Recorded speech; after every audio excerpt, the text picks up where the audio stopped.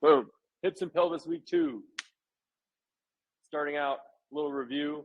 We're going to start working in the hand work. Why? Because I hurt my wrist. So it's showing you what I do personally for when I fell. I fell this bone and these wrist bones, right? There's carpal bones, little bitty tiny bones, and then 2 arm bones.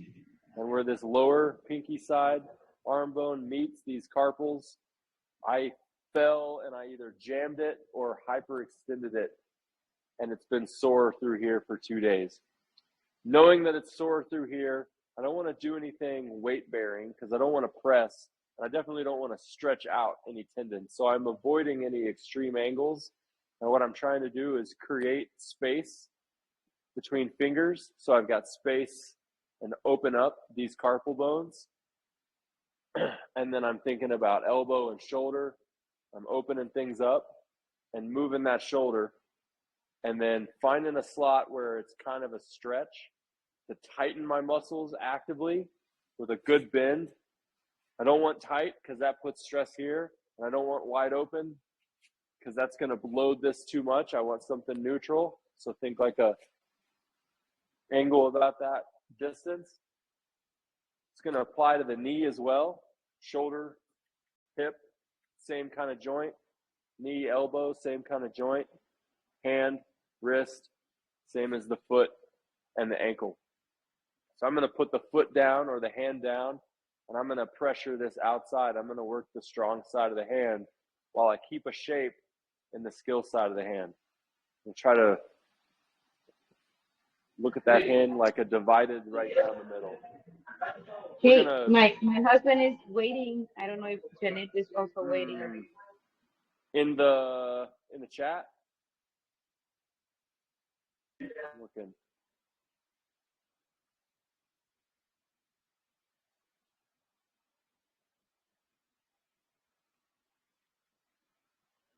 He said, I sent a request, but I haven't been accepted.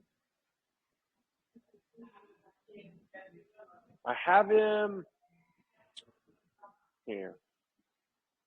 Let's see if I can send him a direct message with that link.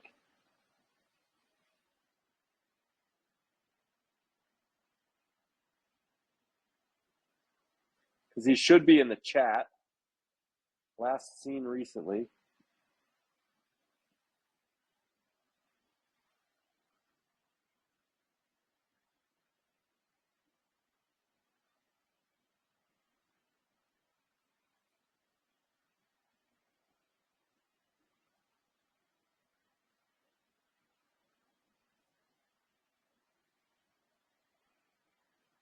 Oh. Invite Lee link.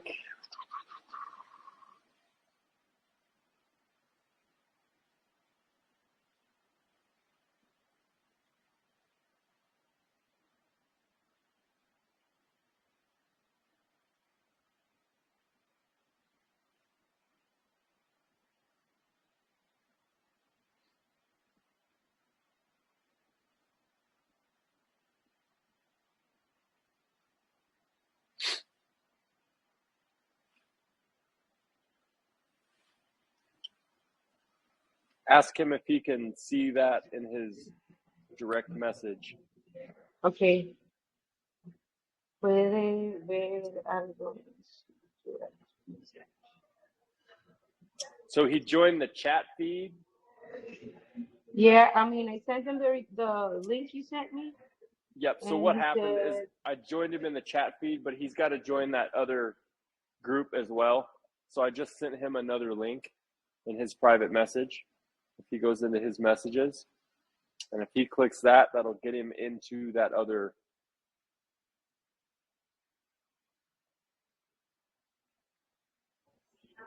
He says he's very techy, so I don't know what's taking him. He's seen it. Yeah, okay. I know he's there. I can see on my side when somebody's seen a message and opened it. So I think he's getting in.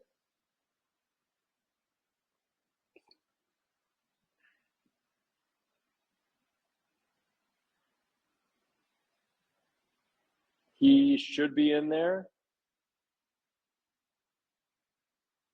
See if you can click that live stream at the top.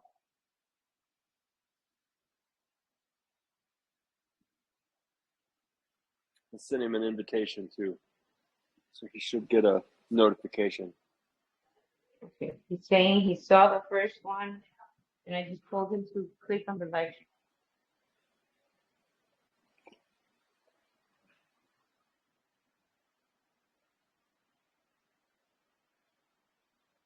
Boom, he's in there. Yep, I just saw him. Jose, can you hear me? Yes, sir. Here. What up? Cool. Thank you. You bet. Hey, I'm going to get to you, and if you have any questions, concerns, like what I'm going to do is basically talk you through a lot of this and take you through first a questionnaire, kind of what I do for an intake. I always start with your interests. I want to know what the person that I'm working with is interested in doing. Not everybody's got the same interests. So, what are your hobbies? What do you like to do on a daily basis? What makes Jose Jose?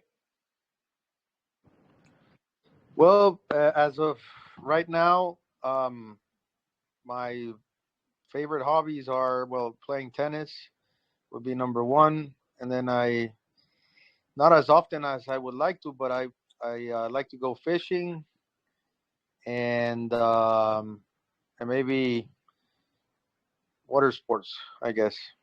Cool. Yep. Nice. What do you do for work? I'm a lawyer. Are you? But I don't usually sit on a desk. Like most of the time, I move around a lot. I drive a lot. A lot of drive time. A lot of drive times. Yeah. What's the most walking you do in a day? Well, some days I've been trying to track my days, and let's say I do anything around 7 to 10K steps a day. And they're all work related? No, chores, work,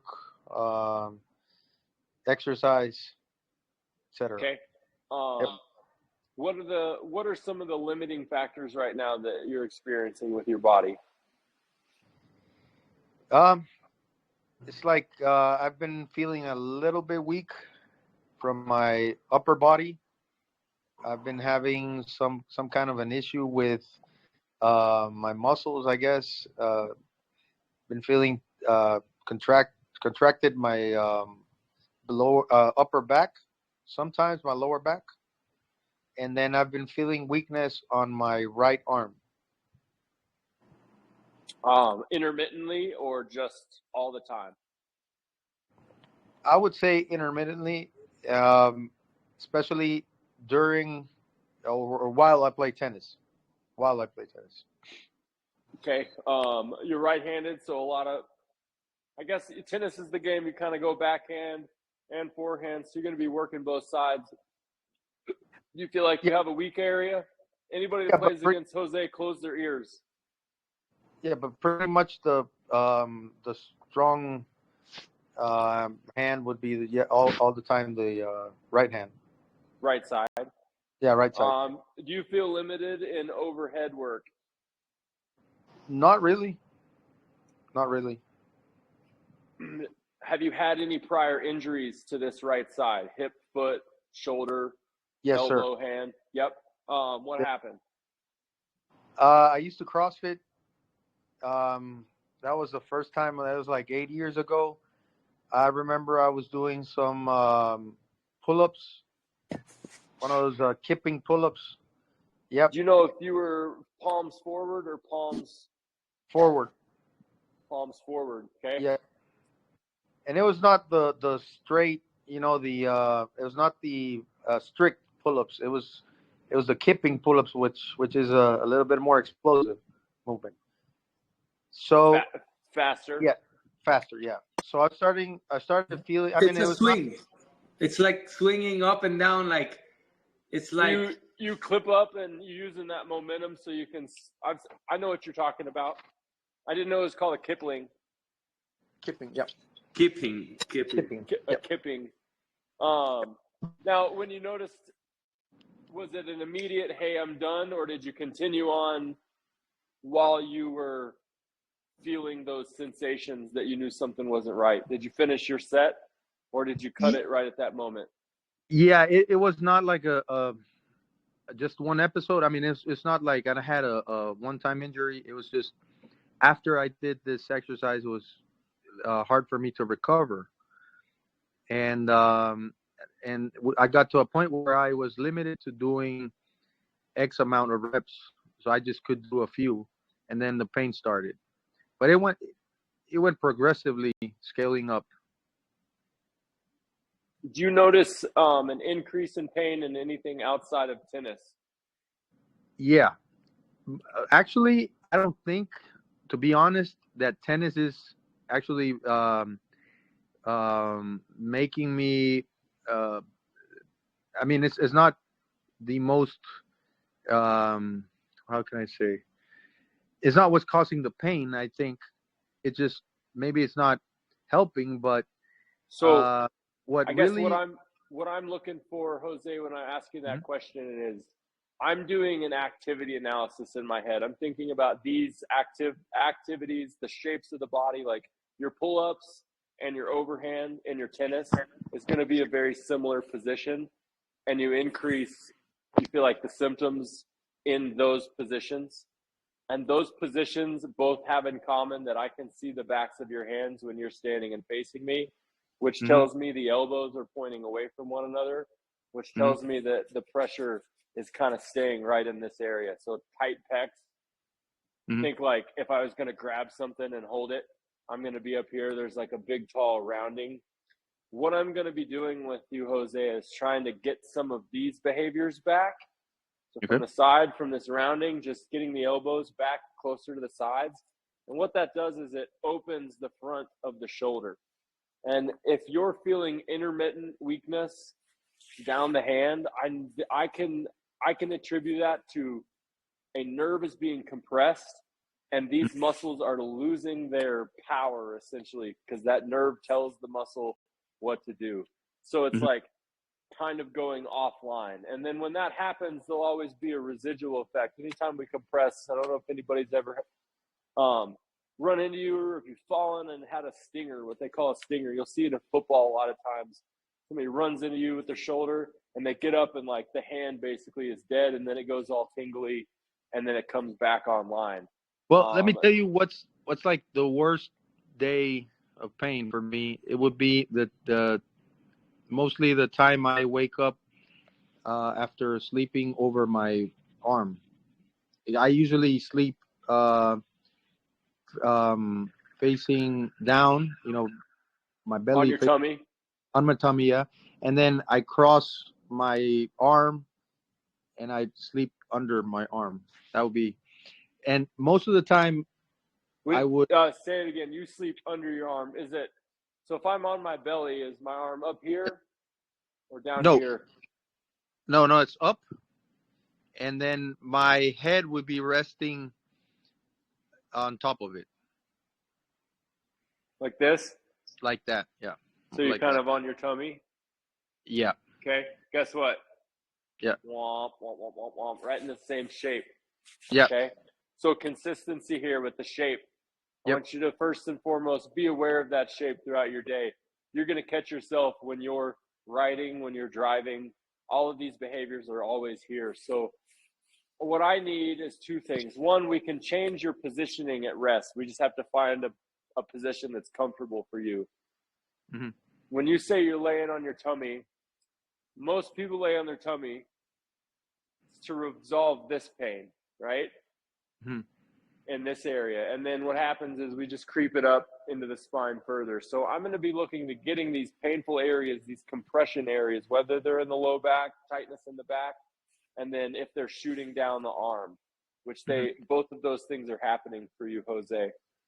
Okay. When you're sleeping, what I'm going to add first is like some preliminary, think of it as preparing to sleep work.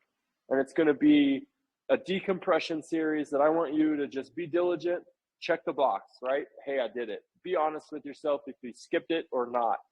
Okay. The mindset behind this is every action has an opposite reaction. So we're going to actively tighten some tissues in a position or a shape we want to be in before we go to bed. And we're going to do it 2 to 3 minutes.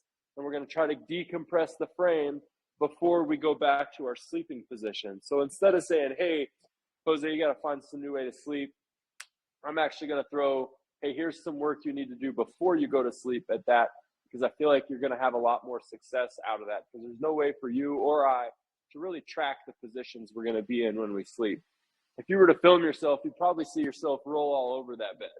So the one position that you find comfort in, you go to bed in that position, and then you might like roll crooked on it. You've seen anybody with a spouse can look over in the middle of the night and go, man, what a wreck. Like, how did you end up in that position? And it's because the body goes offline, and it's going to be comfortable in those shapes. If those shapes are already compressed and you go to bed on them, you're going to wake up with an increase in symptoms, because now you've got 6 to 8 hours of compression in a position, versus if we can get some of these shapes to open up, they're comfortable shapes, they're instinctive shapes. And that first one for you is going to be to tighten the elbow towards the body. Imagine putting your hand here and crushing your hand with the inside of the bicep. Keeping the thumb pointing away from the body in that shape. And then you're just going to take a big deep breath and open up and almost look up. And you can do that laying on your back, or you can do it standing. I'm going to give it to you standing here, because the position I'm going to have you in your back is going to be to open both sides and raise the hands up and try to get the thumb to touch down behind you. You may have to do that on the floor, but if you can do it on the bed, great. And you're just trying to open up and stretch this area in the front. So once again, another big breath. That inflates and brings the rib cage up. When you do that right now, do you feel an increase in symptoms, or do you feel like that gets you in a position that is better for you if you're making a conscious effort to get into that, just as an exercise today? Okay. Try that a couple times. I'll guide you back through that. So starting point for you, thumb, put it right, find the ribs, put a thumb at the base of the rib cage, and then the other hand, tighten that here, and then open that thumb like a clock going away from the body and that circumference. That's going to get that shoulder kind of tightened and anchored in, where the shoulder bone is pulling down and away and back when you take that hand away. And then when you actively push that elbow into the side, you're going to recruit a lot of muscles through here that will pull and open up this space here. I guess one question I did forget to ask you is, which area in the hand do you feel go numb, or is it all of it? I would say it's my forearm more than my hand. I would say it's my forearm, which I feel it loses strength. It just kind of goes weak. Yeah. So your grip would be affected, right? Yeah, exactly. It translates from my forearm to my grip. So forearm? Well, I would say I would go even further up. I would say bicep, forearm, grip. Okay, bicep, forearm, grip, tight, compressed. So we're going to and then extend. I want you to make a fist and extend it. Okay. And then from there, open the hand. Okay. The thumb is pointing back. Take it back and away. And then look very slowly. Keep the arm where it is and look away from the hand 3 times. Back and forth. Okay. So what we're doing on that 3rd time, stay looking away from it. Take a big breath and take the hand further back and find that next slot that you weren't quite in. Okay.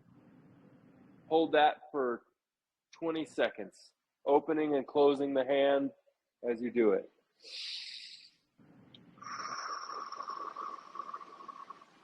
Eight seconds.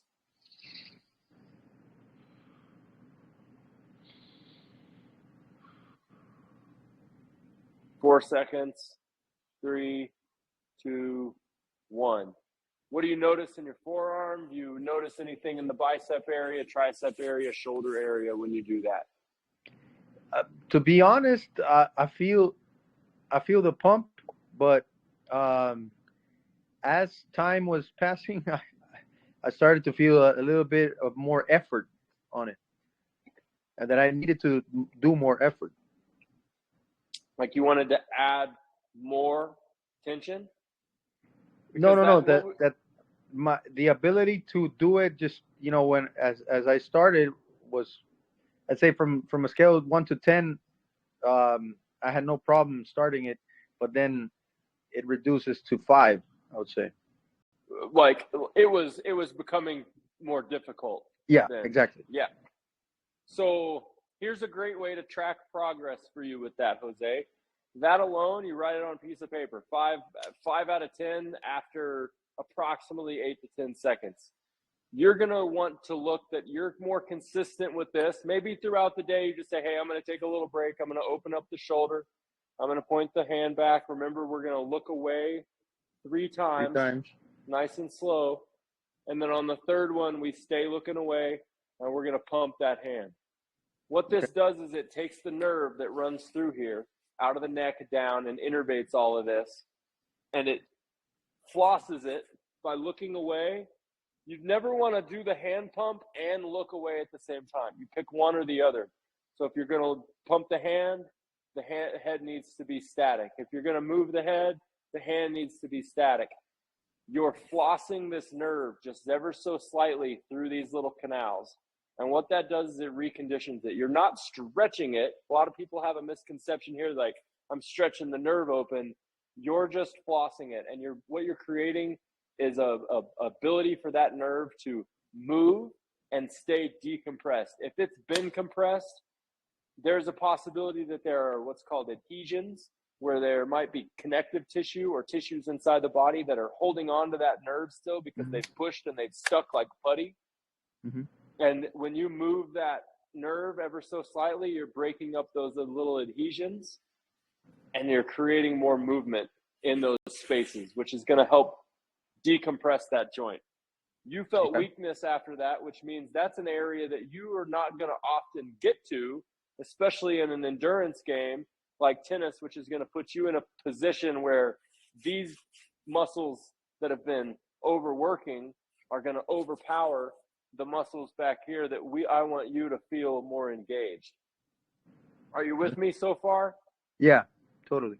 I would, whenever you feel like it, but I'd like to go back to the sleeping pattern because, I like the approach that you just, told us, because instead of, I really have been having trouble sleeping because I've been trying to change my sleeping pattern or my sleeping position, and then I'm not resting. I wake up every now and then. How many pillows do you use? Now I'm using 3. I need you to get that down to 1 or less, especially when you first go to sleep. Okay. Now, one of those pillows, I'm going to bring some pads over here. I'm going to show you a sleeping position that I want you to try. And one of those pillows is going to go between the knees. Okay. But the reason being is anytime my legs cross, right? If I'm here crossed, this is open. And if I'm here, that's going to put a lot of pressure up here versus if I can get here. Mm-hmm. So if I can create space here, there's less risk of me really torquing that side at rest and being comfortable. So you're going to get in these shapes. Let's do head here for now. And we're going to take the right affected side and we're going to go away from it. We're going to sleep on our left side. Okay. Pillow under the head. Other pillow between the knees. And then right here, both hands here. Mm-hmm. And just see if you can rest in that side lying position. And then kick the leg out. And feel what that feels like to stretch that foot further and further up. This is before you go to sleep. Mm-hmm. You're actively putting some of these tissues to sleep that I think for you are going to be guarded all the time. Right side up. because we don't want pressure into it. Okay. Take a couple breaths, take the pillow, kind of curl up almost this fetal position, bring the pillow up, elbows between each other. You could roll a blanket and do this. And you're just going to squeeze the elbows together and squeeze the inner thighs together. Okay. In this fetal position, you're getting the spine long through the area. Let me show you side position. So you're getting the spine long through the area that's for you compressed, and then this shoulder is able to completely open up. And I want you to think about taking the hand behind the head and take your elbow up and away. Okay. On this top side. Reach back. So now you're in a position you can really open this all up, and then see if you can comfortably get to sleep kind of in this ball. Okay. What you'll do is you may get yourself to fall asleep. When you wake up, you're not going to be in this position. You'll likely roll to your back. Okay? When you're asleep, which is what we want. I don't want you on your tummy. And if I put you here, you've got to do more work to get over your tummy. So your left shoulder is keeping that from happening, and then you'll eventually open up. Which leads me to another exercise for you, which could be just to lay in this position and open the hands wide. Okay. Once again, it's going to open up this front of this body, and it's going to allow gravity to open this hand. Now, same thing. Let me scoop so you guys can see me. Open. And then same thing. We're going to look away and open and close the hand. So these are little routines that you do before you go to sleep so you can optimize your sleep. Last one. Everybody in this class is going to know this one. It's my bread and butter of what I want people to master. You use that pillow again. Tighten that pillow between the knees. Bring the feet back where the knees are up above the chest. Open the hands kind of in this cross pattern. Point the toes back to your nose. Bring the hands together. Press the fingertips together. And take them up and back. And just try to stretch and lengthen the body. Take a big breath.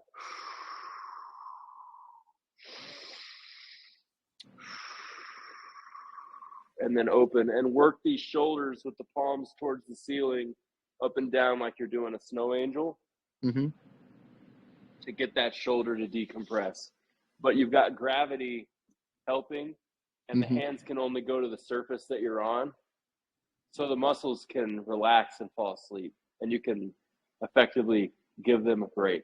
If you have a tight side, this goes for any of you with a client too, like you notice everybody's here all the time. We've got to find a way to get some relief. Otherwise, these muscles over time, which is what they've done, is become rigid. They become very short, very powerful. And if you get stretched, without being able to control movement in that position, if you get stretched into it, that's when tears can happen. That's when the labrum can get banged around in there, because it doesn't.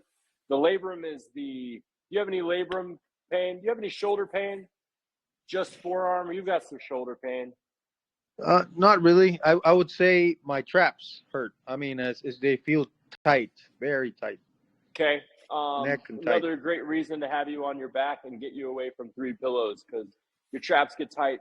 Because they're getting overly stretched. If you can give them some relief, whether it's just by, honestly, Jose, laying on your back, if you do none of the things that I say, you can lay on your back 5 minutes a day, and you can make a giant difference just getting away from the pillow. Because when's the last time you did that?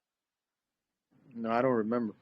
Your head's always forward in the daytime, and then you put 3 pillows back there to keep it where it is, which is why you put pillows there, because your brain's going, hey, I live up here. We need some support, man. So you're trying to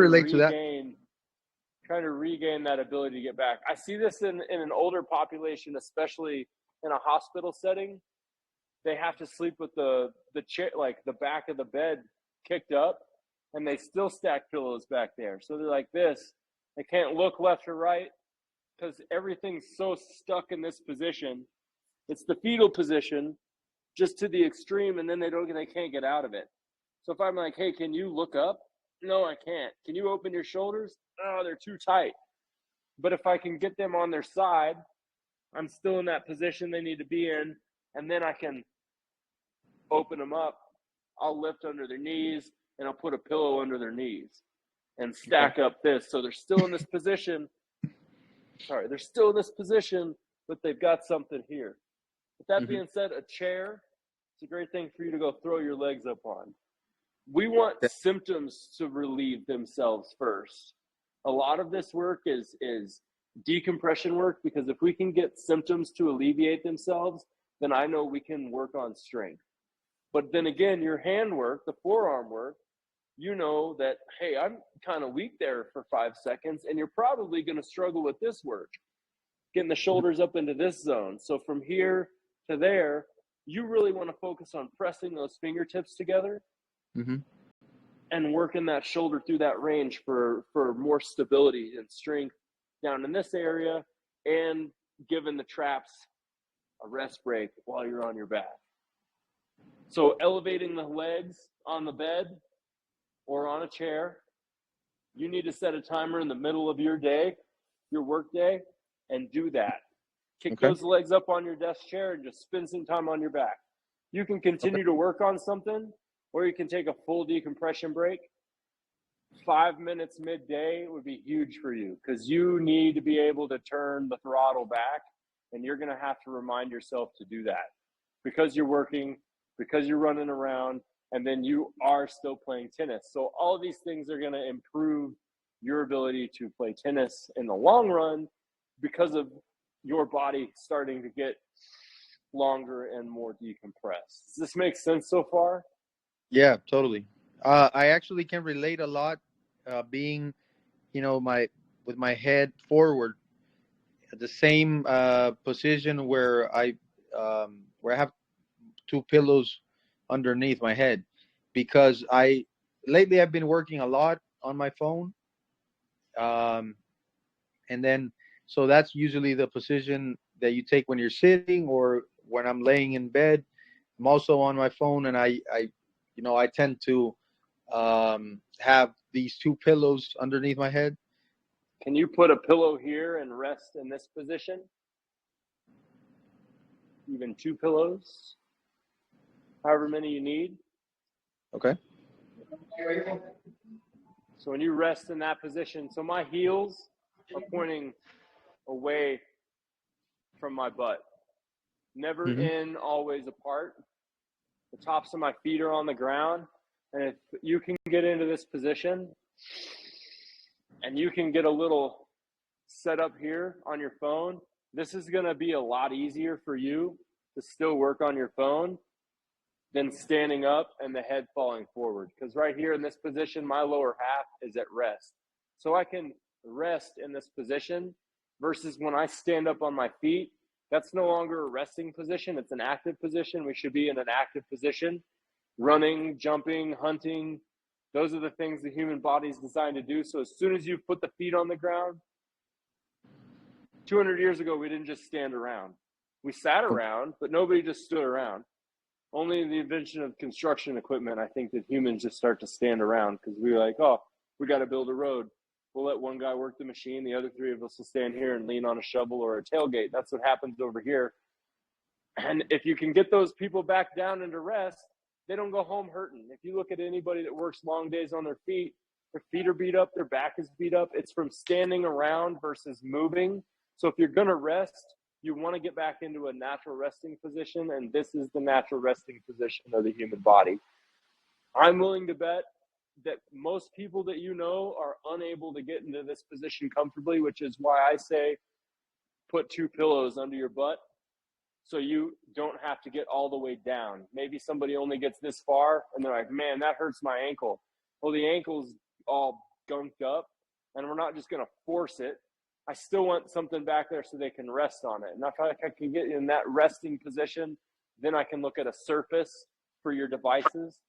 that's going to be huge for you to reduce the repetitive stressors that happen throughout your day at work.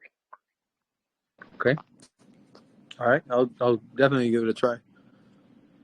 Tennis. I'm going to end on this. Okay. We go from rest. Now I got to get you standing. So what are we going to do? I want you to think about this video is recorded. So you're going to be able to go back and look at this. Cool. Rockers. Okay. Forward and back. My hands are close together. My thumbs are almost touching. There's just a little separation, tiny bit of separation. I'm rocking forward and back. My knees are really in line with my hands. I want them a comfortable distance apart. If you need to be wide, try to narrow it up. Figure out what you naturally do as soon as you get on the ground and modify it a little bit. Because if I'm real wide, then my shoulder is going to go down and towards whatever side that I'm going to be picking dominantly. You're not going to be able to hit equal points of contact with a wide base. But if you narrow one side up, so that side is under this shoulder and this side's now stacked, I'm going to be in a much cleaner position, and then I'm going to use a chair or something to bring this foot for this knee straight through. Okay. Watch that transition. I'm going to show you 3 good ones. See how the foot is almost pigeon-toed as I bring it in? Like the outside of the foot is hovering. Okay, a lot of people, if you were to film yourself, they're going to open and drag the heel through. That position right there is what's going to get you overloaded in this shape, which is going to be a bad position for you to get stuck in, especially if you're trying to decompress a column so it can swing fluidly. So I'm going to get through, and my head and my chest are going to land over my left foot first because I want my right side to stay open. I'm going to lean into it. My knee can be over my ankle, can be a little towards the toes, but I want you to actively be able to pick up the heel and take the hip back, and you'll notice the chest will turn that way. This is where your chair or something can be over here. I just want you to lean and then reach. Okay, and then open that hand just like we did earlier. And if you can get to that position without pain, without symptoms, add in the fingers. If you get to this shape, you're like, oh, I can't do that. Come back a little bit and find a position that you can tolerate and still fatigue these tissues, because now you're working this shape that we worked on earlier in a static position more into a design that's going to be more likely to be seen on a tennis court.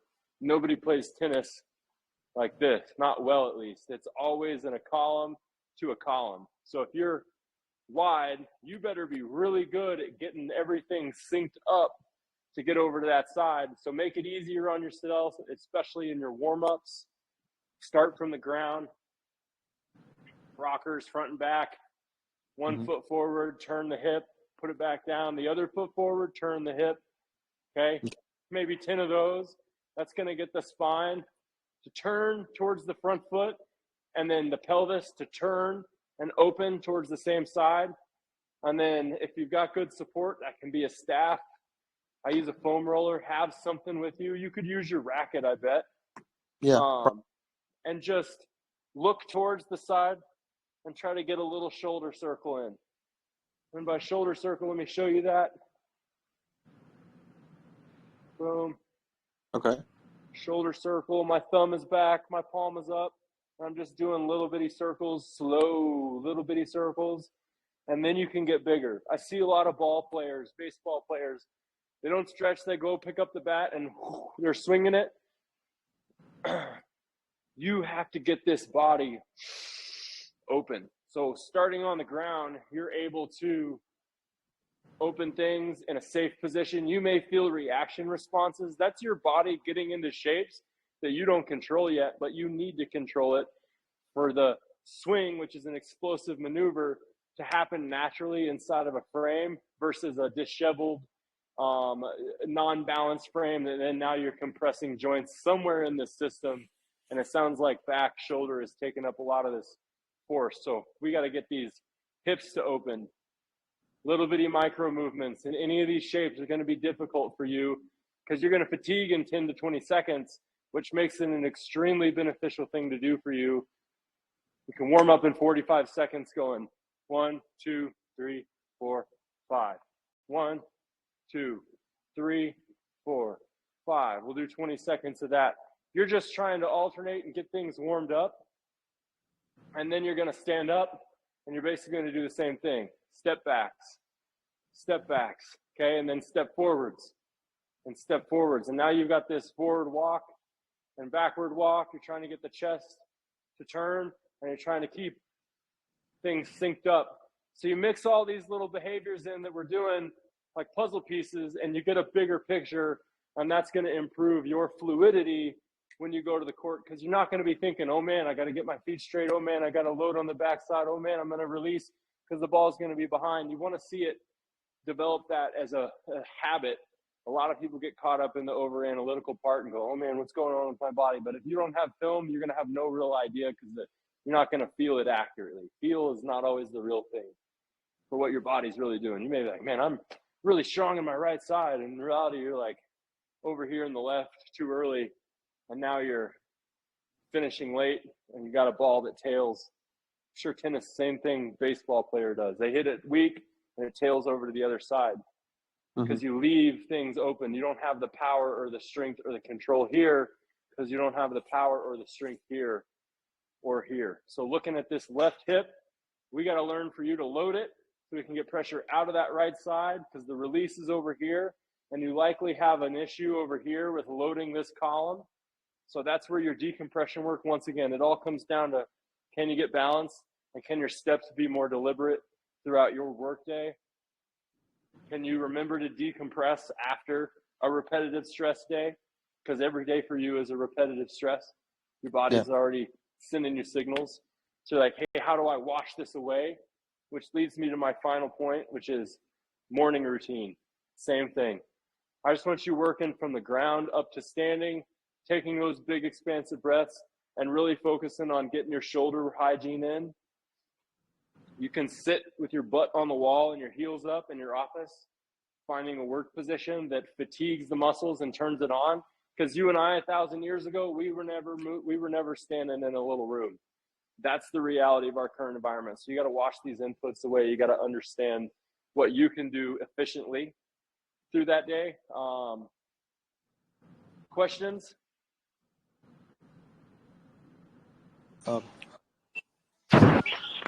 Good for me so far. Has Gabby been working with you? Y él es bien Yep. respetuoso conmigo. Hemos pasado Has, los Yeah, días has I was anything actually- she's been doing been effective? Have you noticed the difference? Yep, for sure. I started doing maybe not the whole exercises, but I've been using at least 3 or 4 that she showed me. with the bands. Yeah, with the bands especially. I Do carry you like those the band work? The band work for you is going to be best underhand pull aparts. Pull Okay. apart underhand, pull apart underhand, pull apart underhand, and then getting up here to this position because you got hurt in this position. So it's to me, it's more like, can you get here? Can you pull apart? Can you pull apart? Can you pull apart? Can you pull apart? Can you pull apart? Can you pull apart? Can you pull apart? This is how I specialize all this work that they've seen and filmed. It's basically what they've seen. Hey, here's all the exercises that I teach.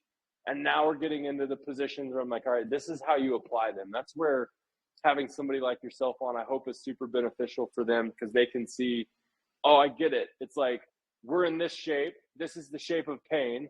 This is the shape of the opposite of that. So I want to put people the opposite direction of whatever they're in versus, well, you're here and you're weak. You got weakness here. Some trainers will be like, well, let's strengthen it. Let's do more pull-ups. And I don't want to have that approach when it comes to decompression. There'll be a time when you go back to that and you're like, dude, I feel awesome. I can rock that. And that's the goal here, is to get you those abilities back, give you those desires back, your interests, your hobbies. It all needs to be based around that, which means before tennis, you got to be there 2-3 minutes earlier than you normally would, or you sit the first set out and take care of your body. Don't ever skip your decompression work before an explosive activity. That's how people get the most hurt. They wake up late for their tea time. It's golf Saturday. I'm with the boys. We're going to go have drinks and hot dogs and just feed our bodies nonsense. And we're going to swing a club as hard as we can and try to hit a ball far. That's the recipe for disaster. And if you watch them all, most of them hurt. They don't have a warm-up program. Like, You see it on the tennis court. You get there late. Like, dude, I've been looking all forward for this. This is one of the best things in my life because I get to sweat. I get to forget about work. I get to think about a ball, retrieving it and sending it back the other way. If there's a competitive nature to it, it's beneficial to the body. So we're not going to take tennis away. We're going to try to take away the negative effects of that tennis game away. So you can play it more. I forgot to mention golf now that you brought it up. But It's the same. It's the same thing. Yeah.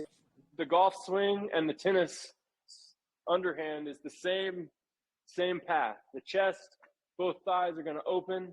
For you, it's important to get out of your heels, but not tippy toe, because if you try to hit a golf ball on your tippy toes, you're going to be out of balance. It's going to come with its own problems. But just hover that heel, catch yourself. You'll be back here a lot. Woo, you don't need to be there. You rest there. If you've got a dress shoe with a riser in it, you most definitely rest there. It just looks more like this, which is even worse. But like the body will find these kickstand points and hang out in it. So if this is you, what's the fix? Straighten the feet, lean forward. Whoo. Now I'm like, man, I'm losing my balance forward, leaning into the wall. That's going to be big for you. That's going to open up that hip, open up that spine, and allow it to unweight itself, because it just gets stuck here all day, and then you try to swing on it and you're gonna have a bad time. Okay. You'll hit the ball more solid if you think about head over this hip, and then finish. Head is going to be in the back hip or the front hip, depending on how you look at it. Boom. Now the head's going to finish over here. Not too early, because that's going to put you in this shape. It's going to stay back, boom. And then it'll naturally finish. Even if it's curved this way, it's still over this foot, because you got both feet in that column. So that line in your golf swing is big. To protect the spine, the abdomen, and then ultimately the shoulder. You'll notice if you think about keeping that elbow, that bicep by the body, when you bring that club through, boom, you're going to hit that a lot better than if it casts. You ever hit the ground behind the ball? Yeah. Chunk it. That is your body. When next time you do that, know that I need to take 2 or 3 of these, because I just released that club way too early and it's stuck into the ground, versus keeping it up and back where it can come through. Okay, that makes sense. So it's the same behavior that you've been hurt in that you're stuck in. It's like an old pattern that hasn't gone away, right? You haven't been aware of it. You haven't made conscious changes throughout the day.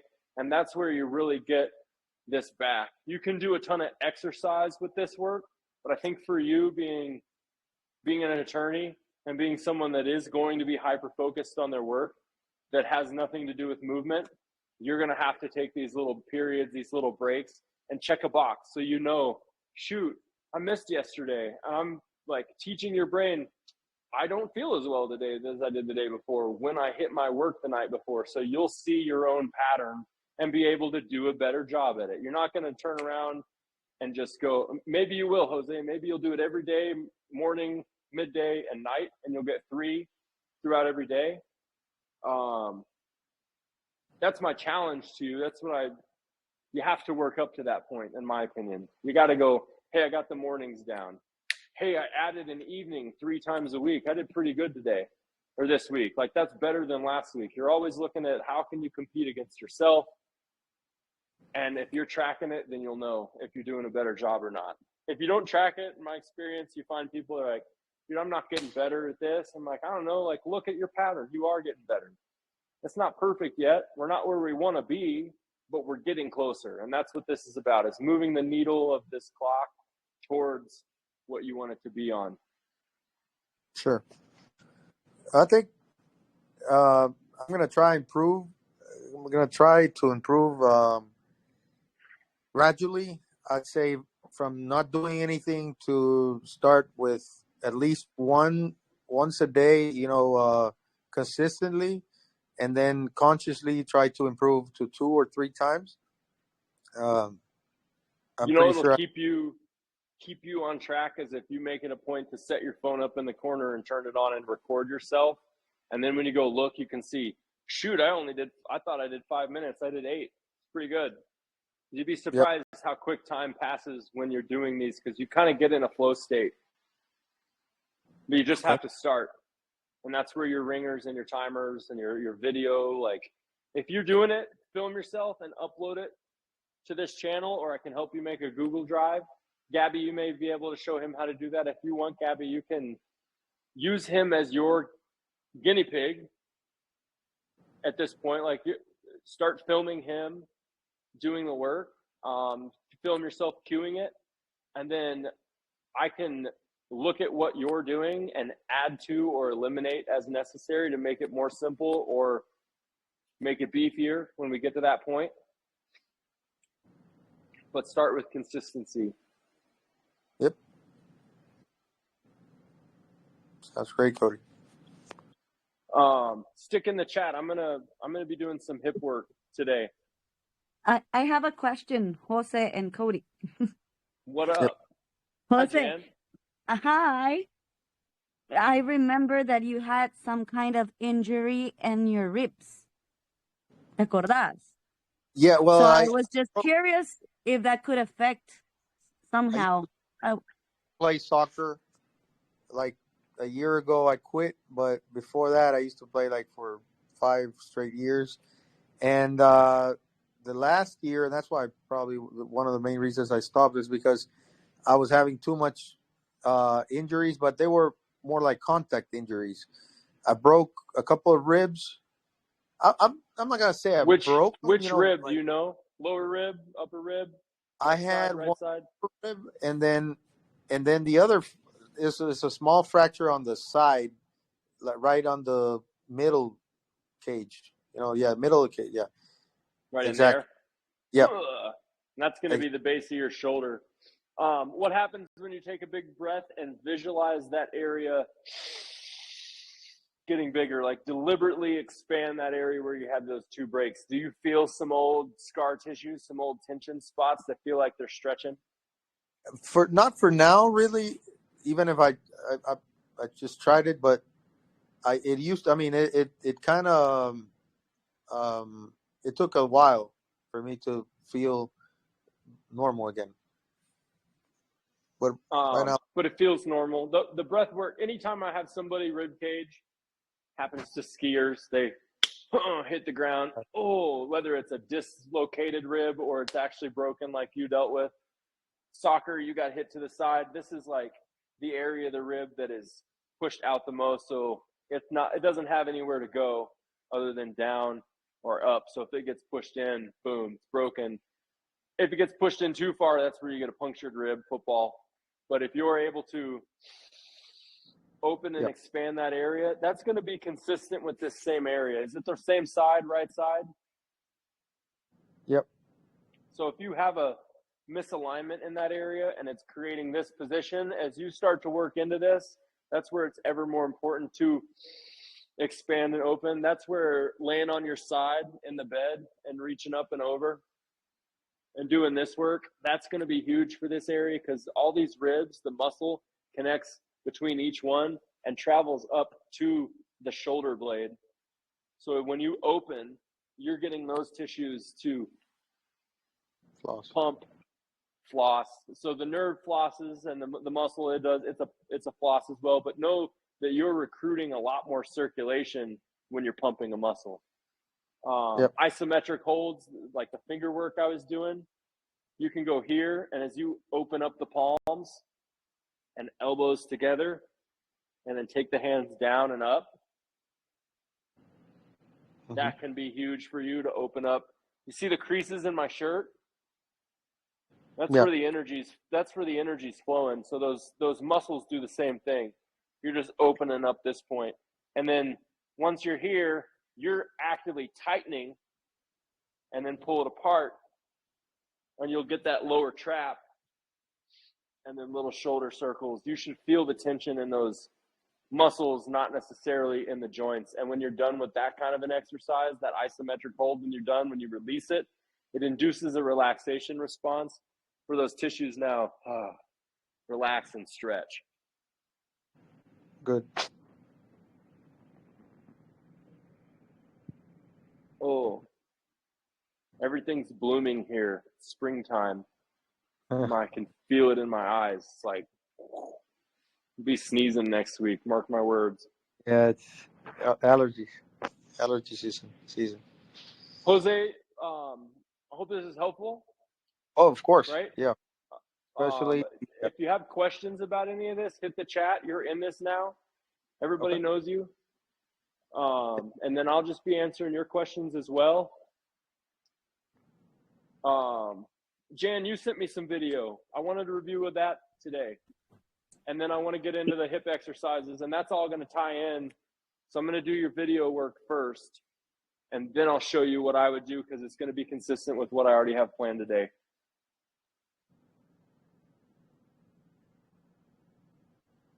Okay, perfect. The last exercise, I think I didn't do it right. I didn't even look at. I saw the first one, your wall sit, and I was like, perfect. Well, Looks most good. of them And then I was going to look at all this, so you'll get get it all in. Do you see that? Everybody see it? Yeah.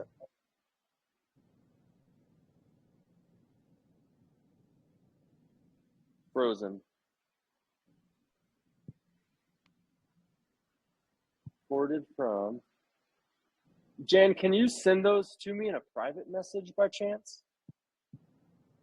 I wonder if that Okay, let me will try. allow me to play it. I think what's happening is in these Telegram chats, there's a no Maybe sharing.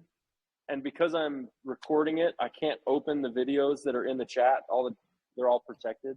But I if you can send send it it to me, on Instagram. that works too. I can pull it open there. Yep. Okay.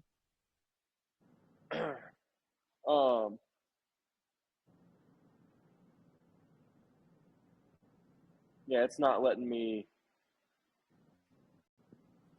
do any of that. Bummer. It's all right. All right, week 2, while we wait. Loaded versus a released hip and column. Those hips, one side loads, one side releases. They'll always synchronize. If you load both sides, then it becomes a bilateral head in the middle movement. But there's always a loaded side and a release side. That doesn't mean there's not intention and the muscles aren't on one side. It just means the shape of the release of the energy and the shape of the loading of the energy, which is going to be consistent through these 4 exercises I present today, with different pivot points. I kind of did the kneeling work with Jose, the 3-point kneeling work, but the 6-point column drop-ins, it's just on your hands and knees, and we're going to drop back into one hip and release the other side towards the back with the heel away. We'll do the same thing on the 3-point in the kneeling position, and then we're going to teach it facing the wall, and then we're going to teach it in a split stance static decompression. And all 4 of those are going to relate to that loaded versus released hip column. The other thing I'll review today is the deeper load versus the taller loads. A lot of people are in a hurry to go to depth in their squat because they think at the bottom is where they're going to make improvements because that's where they see themselves fail. When in reality, that taller position with less of a depth in your squat and more of a length in your squat, and then little pulses, little micro squats, little bitty micro movements in those shapes will give you more control when you start to descend the pelvis and the hip further to the ground, which is really where you're going to make your progressions and your progress, which is in that taller load. So a deeper load is really a pattern of rest, so I don't ever load that deep squat. That's going to go against a lot of commonly accepted strength and conditioning beliefs where the squat has to be deep because it's got to recruit all those adductors and those glutes. But in reality, nobody's going to actually put weight on themselves down there. They would have used a lever in the past and then loaded underneath it in a tall load. Think about the Atlas man that holds the globe on his back. He's down, but he's in one column. He's going to come up. It's never bilateral column. So this is my first chance to say, hey, back squat, is a no for me, like 99% of the time, because of where the compressive forces sit and because of what it requires the body to do. And then getting into depth in that is even worse, essentially, because you're surpassing all these tissues that you don't have control in with a load. So you're going to recruit and compensate by stabilizing hip or sacrum into each other for that stability that you're not recruiting. Pelvis turns and spinal engine. What I want you all to know is that spine tilts, turns, pivots, undulates. Lots of words for this behavior, like a fish does when they swim. That spine undulates, and that pelvis is going to do the same. Last week I walked on my butt, I think, for y'all, like a pelvis walk. We may review that again today, but that's the behavior that you need to be aware of when you're doing these column drop-ins and the kneeling work. The synchronicity of the spine and the femurs, what I'm just talking about. Hip, spine, femurs, they all synchronize. Wherever my head and chest is going, that same side should be opening up. And then wherever my head and chest is coming from, that same side should be closing. That's the release. That closing side, that closed hip, that knee, that shin, thigh in should be the release wave, which is where the heel moves away from the butt in that seiza position. Let's see. I got to go to Instagram. Perfect. All right. Does everybody see this? Does anybody not see this, I guess is what I should say. We see it. I see it. Yep. I see it too. So, Jan, good space between you and the wall. A lot of people make that error. They are too close. They try to initiate. You took a great step forward. Boom, just like we talked about. Side view is excellent for this work. The front view is going to give me a better idea of what's happening. Right there in that moment, what I'll say is, I see you fall into your heels. You're up, and then whoop, into the heels. Right in that moment, you will kind of lost your balance, and I see your toes come up ever so slightly. That's how I'm going to ding you there, just to be more aware. Loaded, good. Oh, there the toes come up. Boom, into the heels. So I know that you're trying to recruit heels down for stability in the foot to get the hips back. So be aware of that. So is that I was confused. I wasn't sure if I had to put the heels first, my heels up first, and then go to the wall, or if I had to go to reach for the wall first and then put the heels up. So that was something that I was confused. So that's why I did it like that. I was like, is this first, or like, what was the step? Just looking for that balance point. Okay. You know what's cool about that, Jan, is you can apply that as a teaching tool with a client. If they are having trouble, you notice them in their heels. You're like, hey, get out of your heels. Then they look at you like, what are you talking about? Then you're going to teach them, hey, teeter from your heels to your toes, heels to your toes, heels to your toes, and get them more comfortable shifting weight up into the front of the foot. In your squat right here, you're doing a great job of it. The heels are up off the ground. Side view tells me that you're going to that 90-90 depth. That's a great stopping point for you. You feel it in the quads. That tells you that you need to push those hips up further up the wall, tighten the butt cheeks, and then try to keep that pressure in the glute and out of the quad. This is not necessarily a quad exercise, but when you get down into that depth, that's where you're recruiting the quad. Yeah, I would like you to repeat that again, because I like how you said I was feeling it in my pantorrillas, ¿cómo que se dice?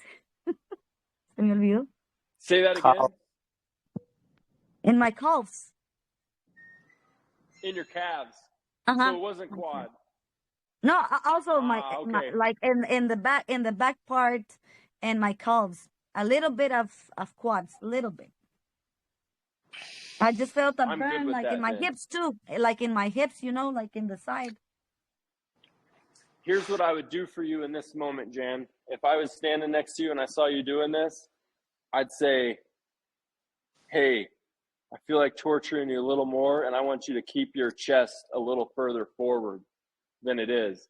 And you're going to get more load in that glute when you do that, because you're counterbalanced. The chest is moving away of it, and you're loading the calf. Here, let me use a different color. Since you're loading the calf, the next piece of this puzzle is I want you to load this, which means if you take that head and that chest forward, it's going to lengthen and stretch those tissues up the back and away and out of there. That makes If sense. you yes, I tried that, if you notice, in some part of the video, and then I came back because I don't know if I did, well, I'm sure I did something wrong because I felt some stressed on my lower back. So that's why I tried like to put my chest a little bit forward, but then I felt something on my lower back, so I just came back. So in this position, then, if I hear that you're having stress in your lower back, I don't want you any further than that shape for the time being.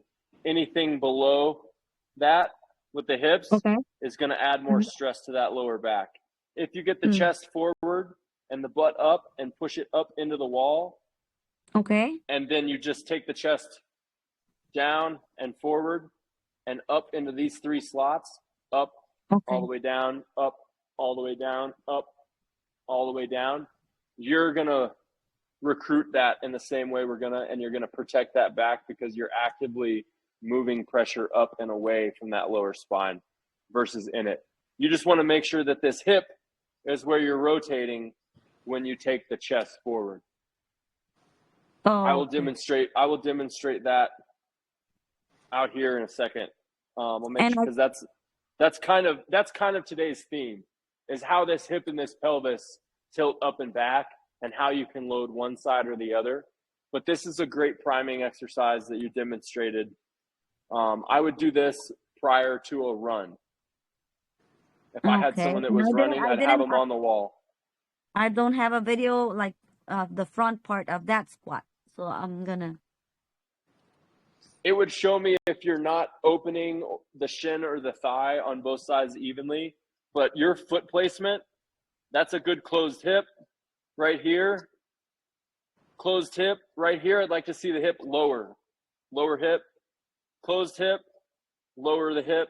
And when the hips close, the hips come up. The butt goes up and back, and then the butt should come down when you take that pressure off. Because that's like call it a squinge. If you did a hinge and your squat hinge, squat hinge, Uh-huh. squat hinge, little tiny ones, Okay. Okay. versus just turning the foot. But this is good because you're working that hip.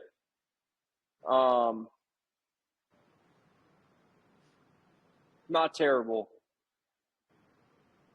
Well, I Side felt it. view. Uh-huh. This is where the unilateral work I'm going to give you today is going to, I think, help this a ton. But those are good. That's a good pace. Does it feel good? Like it's rejuvenating the hip a little bit? I felt my butt a lot. Oh, there you That go. one, There's a I drop back. I don't know. That one I wasn't sure if it was right. I would narrow up the hands first. Know that your hands are outside the columns. Same reason we want the feet in the columns. We want those Oh, hands in okay. the columns because it's going to allow things to turn. Otherwise, when you go to turn, that right hand is so far outside, it's going to almost block you from getting back. And when you bring this foot forward, bring the top of that foot all the way. And something I noticed after I did that, I noticed in your video, is that your knees come together, right? When you close your hips. And I'm Yes. leaving my knees like out. I don't bring them together or something like that. Yes. Correct. Hey, sorry, 30-second break.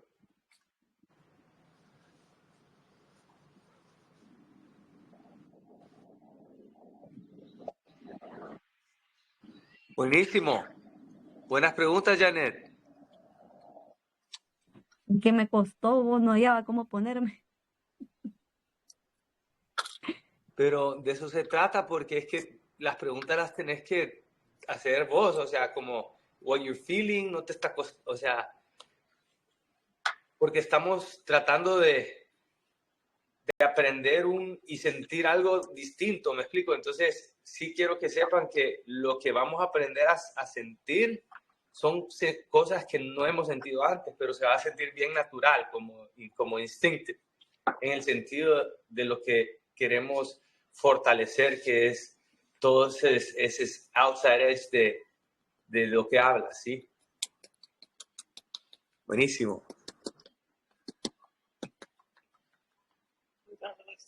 Yeah. Keeps us patient.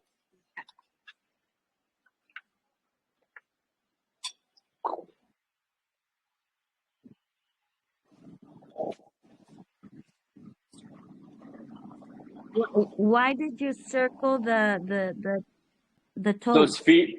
So I want Uh-huh. that top of that back foot to Uh-huh. come all the way forward and touch that spot on the back of the calf, and then trace.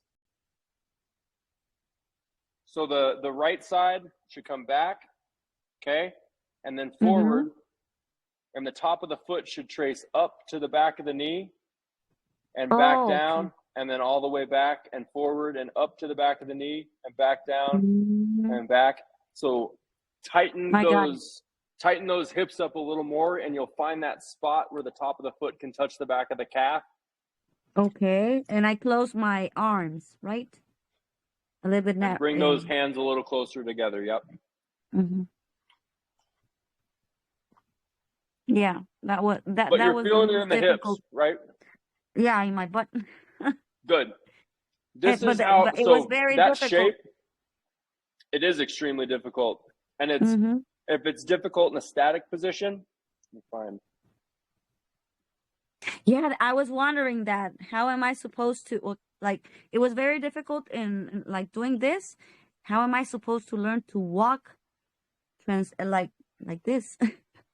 You You know, trust that loading you are, one hip and the other. Oh my goodness. Uh-huh. this is where, like, if you want to make it at a drill, then you're actively being conscious of that behavior. Hey, I'm trying to keep my heels off the ground. I'll work some traveling drills in today because they're drills, they're exercises, but you may always be exercising if you're always thinking about it, which is the way to get this back. And your recommendation is like how many rounds or reps should we, or So timing? I don't. there's a lot of different ways to program things. Let me put this. Because I would like to try this again. You can program this like you would a traditional workout. This would be a back and a leg day. Okay. So this would be you do 2 More minutes of this, and then you'd go do something that focuses on the other part of the body for 2 minutes, and then you'd come back to this, and you do like a 15 to 30 second rest between, and you do sets of 3, right? Traditional 3 sets of 8. Okay. I'm gonna do 8 rounds. 8 rounds means how much time do I have? If I do it in 1 minute each for each round, then I know if I have 8 minutes of time, then I'll do 1 minute for each round, and I'll do 8 rounds.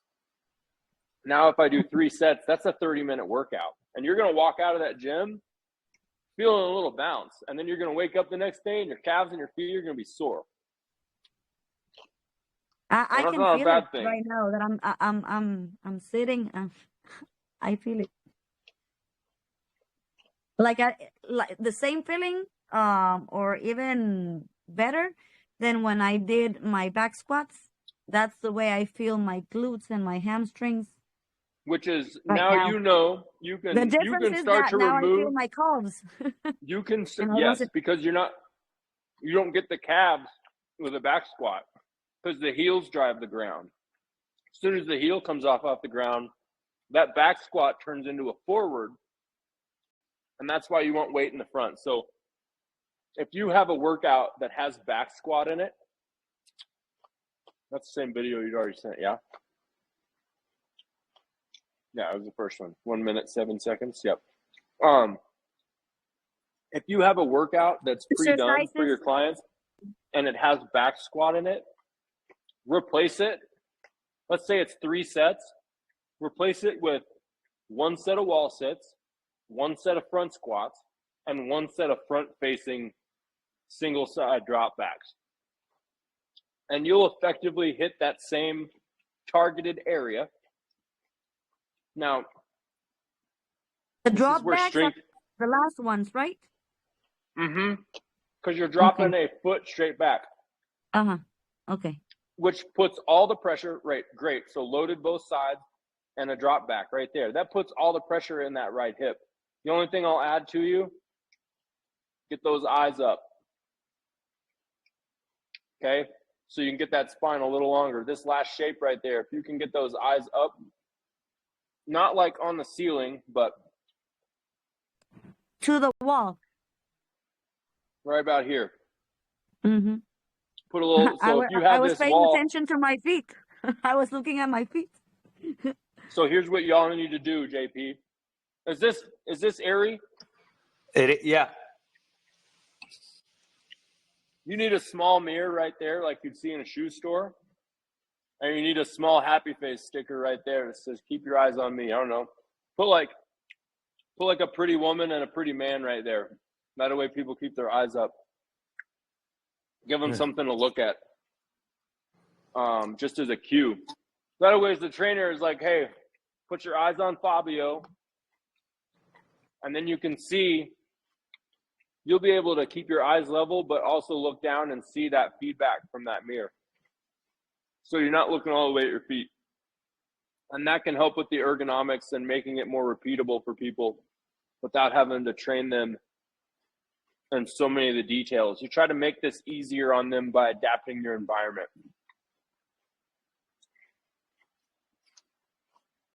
That makes sense? Perfectly. I will redo them and send you the videos with the cues that you added today. I'm going to try them again. And Jan, you're Gavi, doing awesome. Gavi, let's get the mirrors.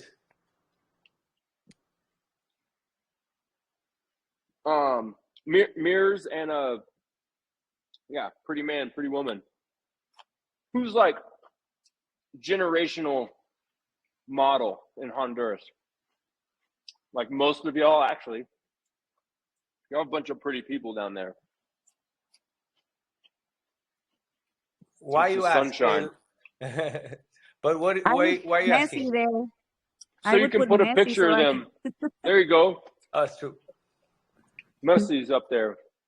You looking can put straight another forward. mirror up there and say, look at yourself in the mirror. Like another little bitty skinny mirror. You just don't want anybody's hands on that mirror for obvious reasons.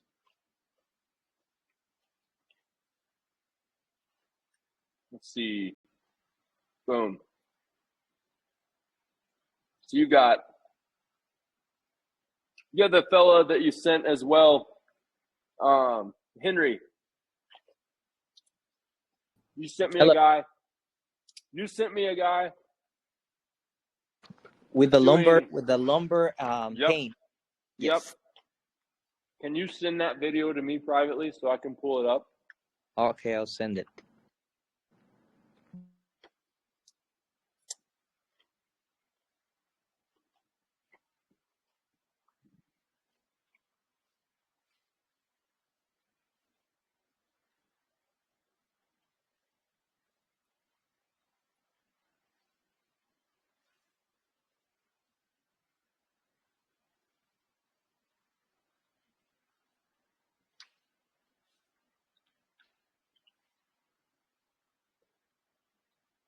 All right.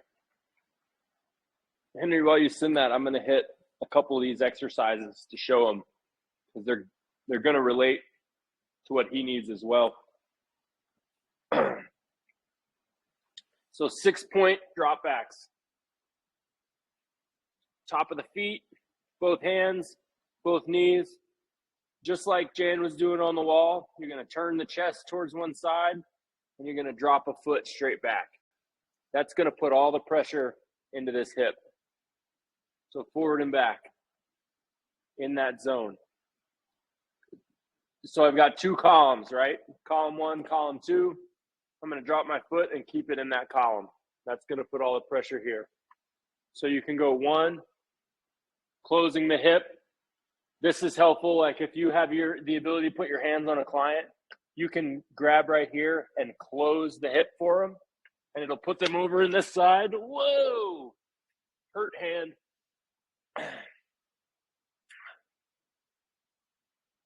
Back. And then this hip is closing and it's sending the energy over here. Front view, drop back, sending the energy over here. You can make this extremely difficult by slowing it down. Little bitty micro moves. Little bitty micro moves. Little bitty micro moves. Man, this is great for loading this hip. For somebody that may struggle, you see in a squat, you see this one going this way. Boom, what am I going to do? Sync it up. What do I want to do first? I want to see if they can close it, make it the drop back leg, and then I'm going to see if they can load it and make the other side the drop back leg, which is going to give them that load in the hip in an area that they don't normally load in because their foot is pointing haywire and things collapse to the inside and they're going to feel it in their quad versus you want them to load it in their hip. So that's where the wall work comes in because you're creating this shape. And then to lower it, before you lower it, Jan, you're having trouble without back pain, getting lower. So you want to get into one hip, lower, but do it on the ground in this drop back with both hands, both knees, both feet. So it's a 6-point drop back. The other is I'm going to get the other foot forward and turn, and then I'm going to turn this back heel away. So this is closing this hip, and I'm going to lean out of it, and then I'm going to push the top of the foot into the ground on the backside. And that's going to put pressure over in the other side. So now I have a pushing the back foot into the ground, closing the hip, putting pressure in the front side, turning this hip back. Now I'm loading this in that same shape that I need to get down and more comfortable in, which is where your fella Henry comes forward and he loads and he's in his heels and his feet are out of his columns. So he's got pressure. There's nowhere for it to go. You got to get those feet under the columns for him, and he won't be able to go as far down, which is where you go, okay, I can tell you can only get to here without dumping into the heels, without seeing toes pick up off the ground. I can tell he's here. So I want to give him this first, like 80 of them, not in a row necessarily, like we're going to do 10 of these, and we're going to do 5 of these, and then we're going to go to the other side. So now you're mixing in a closed hip, the release side, which right now is the side closest to you, and a loaded hip or a loaded column. Load both. A lot of prone work. Okay, pushing yourself up from that prone work all the way back down. So those prone decompressions, pushing in to the rockers. That's going to load everything and get him where that sciatica, because that sciatic nerve comes through here and down through that canal, deep underneath that butt cheek. So you've got to get it to open back and lengthen versus getting stuck in this position and down where all that pressure is going to load right there versus tall, butt back, much cleaner squat without dumping and falling backwards, which is where the wall in front of him is going to keep him in that forward position. And then once he's there, great drill. Let's say the wall is the edge of this mat, okay? I'm going to fall, catch myself in the wall, whether that's both feet or one foot. But I've got the wall and I know my spine is lengthening. So on the ground, what we did, 6-point and 3-point drop backs, which I will film and upload as well, so you'll have those. Those 4 exercises I will film today and upload. We're caught up. This is good. Pelvis turns, spinal engine, went through that. Deeper load, taller load, went through that. 3-point kneeling hip iso hold with an open front side and a closed back side. Front facing wall drop backs, we just did that. Split stance decompression. Oh yeah. Let's say Left side sciatic pain, okay? Split stance decompression, up.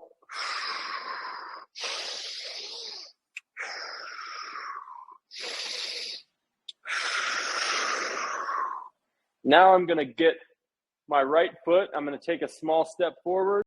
I'm gonna turn the pelvis and the chest into the right column. I'm gonna close this backside. That's what's gonna open up this space, because this release wave is releasing the energy out of the ground. It's pushed through, and now I'm in the landing side of the front side. So a split stance decompression is into this column, the backside released, and then you're gonna come up. And then you mix in the reaches, and you're gonna open up that space for those folks with sciatica. Now, if they're too far forward, you've got to get them not only into that column, but away from this side. And this is where most of those people with sciatic pain, they're going to feel this thing beef up. It's going to turn on. It's not like this is off.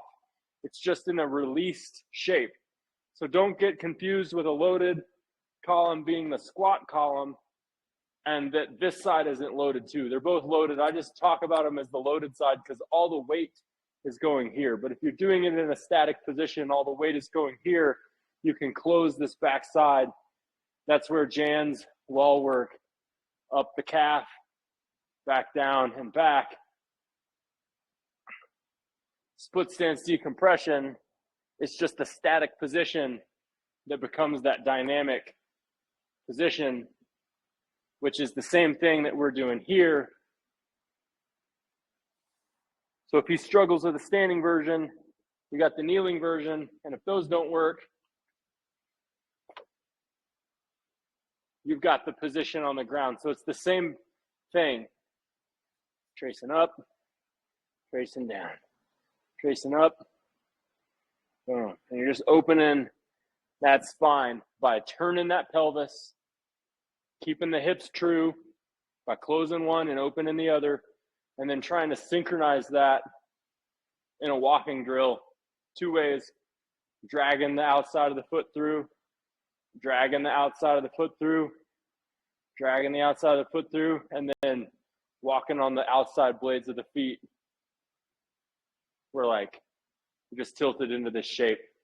Those are 2 ways to make it more movement based versus static. But when it comes to getting somebody out of pain, you want to master these static positions. You want to find out where they struggle and then program exercises based off of that shape that they fail in.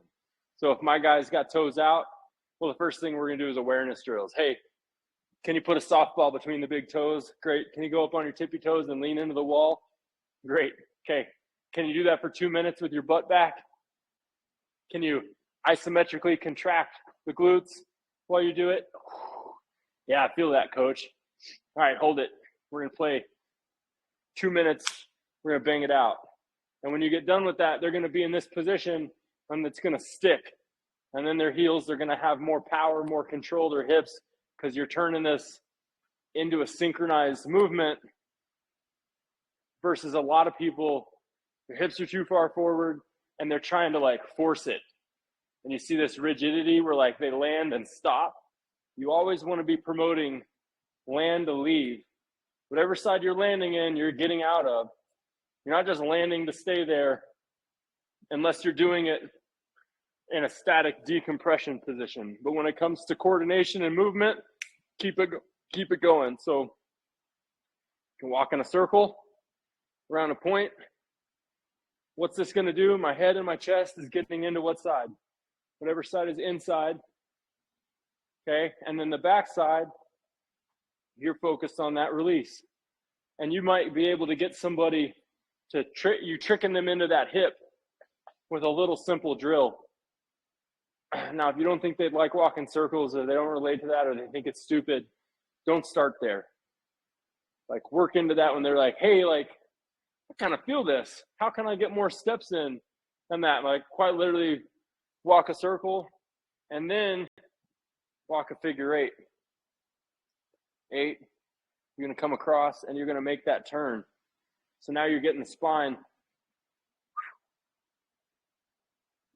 And that head's over that spot. And that's opening up whatever side the head is going away from. So if sciatica is on this side, I want to walk away. That should be the outside side. Those are drills, okay? At the end of the day, let me find this fella that you just sent, Henry. Share my screen.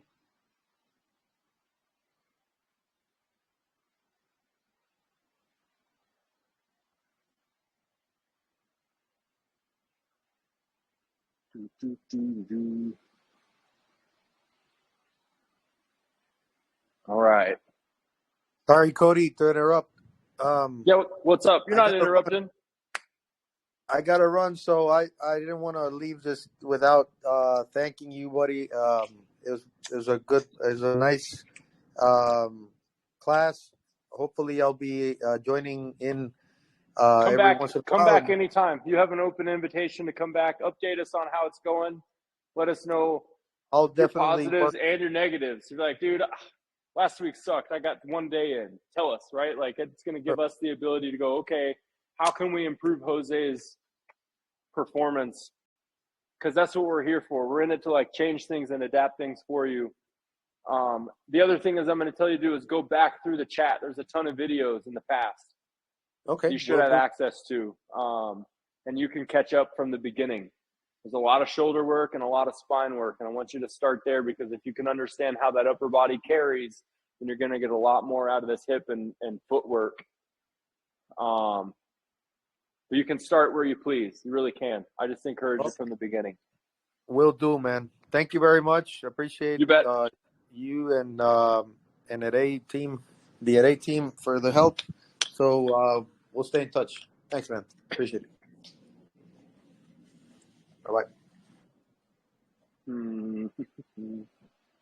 Henry, can you see this? Yes. Save video.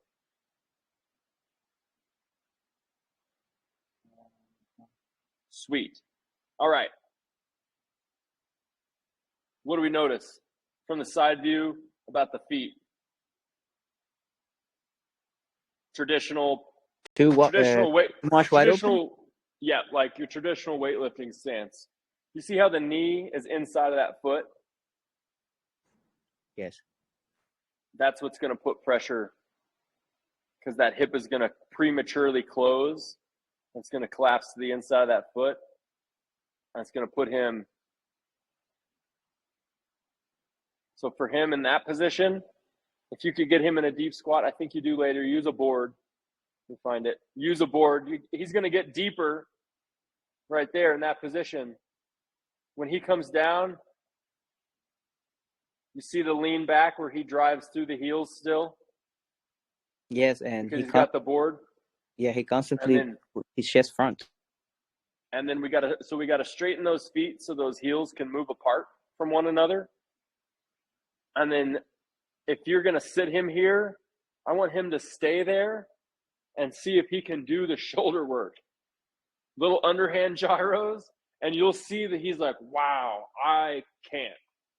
I totally can't without falling back and tipping back. And it's going to be incredibly difficult, which means he's a candidate of going back to the ground, hands, knees, feet together, toes together, heels apart, and simply rocking forward and back, which needs to be done after the prone decompression work, which is going to give him the space necessary in that sciatic area to decompress. And he's going to feel better in that moment when he gets into those positions.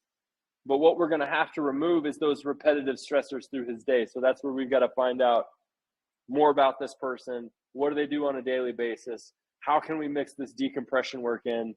And then, boom, these exercises are going to create the problem that we're trying to get rid of. All his pressure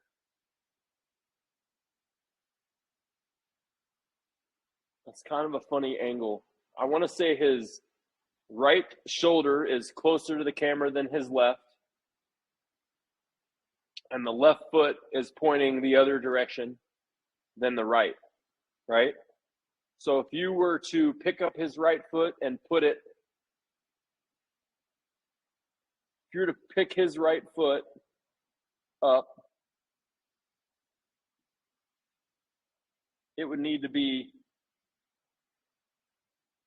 right here with the second toe matching the second toe of this foot. And then you want to keep that weight above the hips, because as soon as you have weight below the hips, you are recruiting that reverse gear in the body, because pressure is moving up and you finish where the hips finish, forward or back. In this, if you watch him, so hips are back and where are they coming? Forward. So the exercise is creating, boom, that compression in the spine, boom. And then you've got the other rule that here that I don't want to say rule, just something to be aware of. This position in the shoulders, we want the opposite. Like 99% of the people, at least I do when I'm working, because everybody's already in that shape. They're already tight and strong here. They just don't have any. Let me find the back view. I don't really have a back view. Like the squat, you should be filming in the front view and the back view, because that's going to give you the ability to see where that the squat and the deadlift need to be filmed front view, back view, because you need to see and show people, hey, the shins and the thighs are collapsing here when they need to be loading and opening. So anytime the body is working against itself in those positions, like this is a position that's working against itself. Lifting from the ground is putting all the pressure on the spine, because the weight is in the heels of that foot. And I know that because the toes are pointing out. So there's no way for him to put pressure in the strong side of the foot. Strong side, pinky toe, fifth toe, fourth toe, third toe. Strong side of the foot. We haven't quite gotten into that. We're headed that direction. This is where I'm opening up can of worms, right? Which is good. Y'all need this. Foot pressure, foot control. Strong side of the foot is the outside of the foot. Skill side of the foot is the inside of the foot. His pressure is primarily in the what? Skill side of the foot and the heel. Those are terrible lines.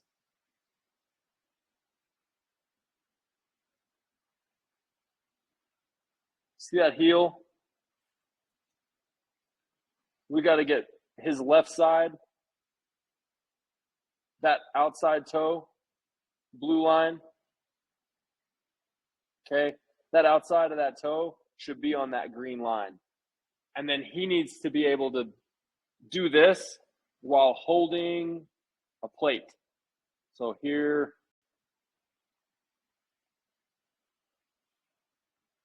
can you see me?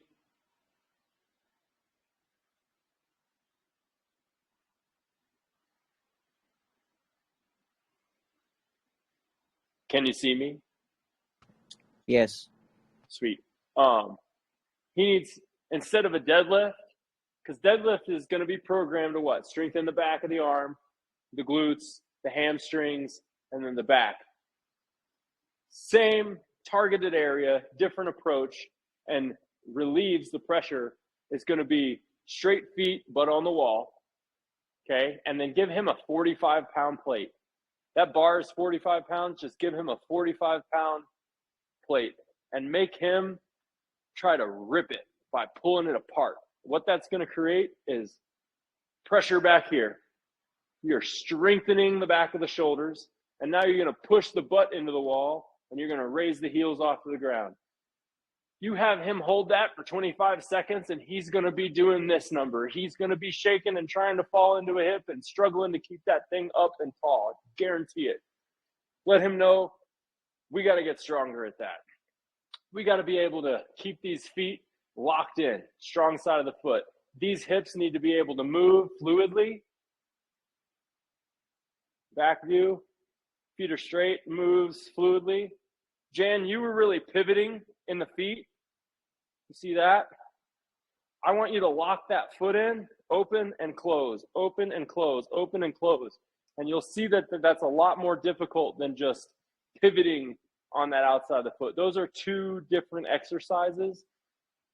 I will say we're working on the hip, and the first one that you were doing is a hip exercise. But mastery of this is that the ankle opens, shins out, and closes, shins in. But look at the foot. Look at the second toe. It stays right where it was. It's not pigeon toeing outside toe. It's not heels in, toes out, toes in, heels out. Okay? That's doing the ankle a disservice, which means you're never going to recruit the calf, which means you're never really going to get the glute med and the hamstring, and you're never going to pull this pressure back and open that creates those sciatic pains because it shoots down through that area because it's compressed in that area. The deadlift finishes in a compressed position. The power clean finishes in a compressed position. The back squat is a compressed position. The weight back here puts the weight back here, which means the weight's back here. If you get the weight up here, that's why I say take a plate, 45-pound plate, try to tear it apart. That engages the shoulders. Big breath, butt on the wall, and then hinge up and down. When you're pushing that butt into the wall and you're holding that plate and you're taking the rib cage forward and up and back, you're going to be working all the musculature from the base of the shoulders because we've got it locked in, all the way down through the hips, all the way down through the hamstrings because we're pushing up and lengthening, and then you're going to get the calves. And what that's going to create is somebody that can go, wow, I feel way more powerful here. You take them from that exercise, you put them right into the landmine where you can press it forward. You can press it forward, okay? Everything you need to be doing is a derivative of forward locomotion because 99% of your cases are in pain because they live in this shape.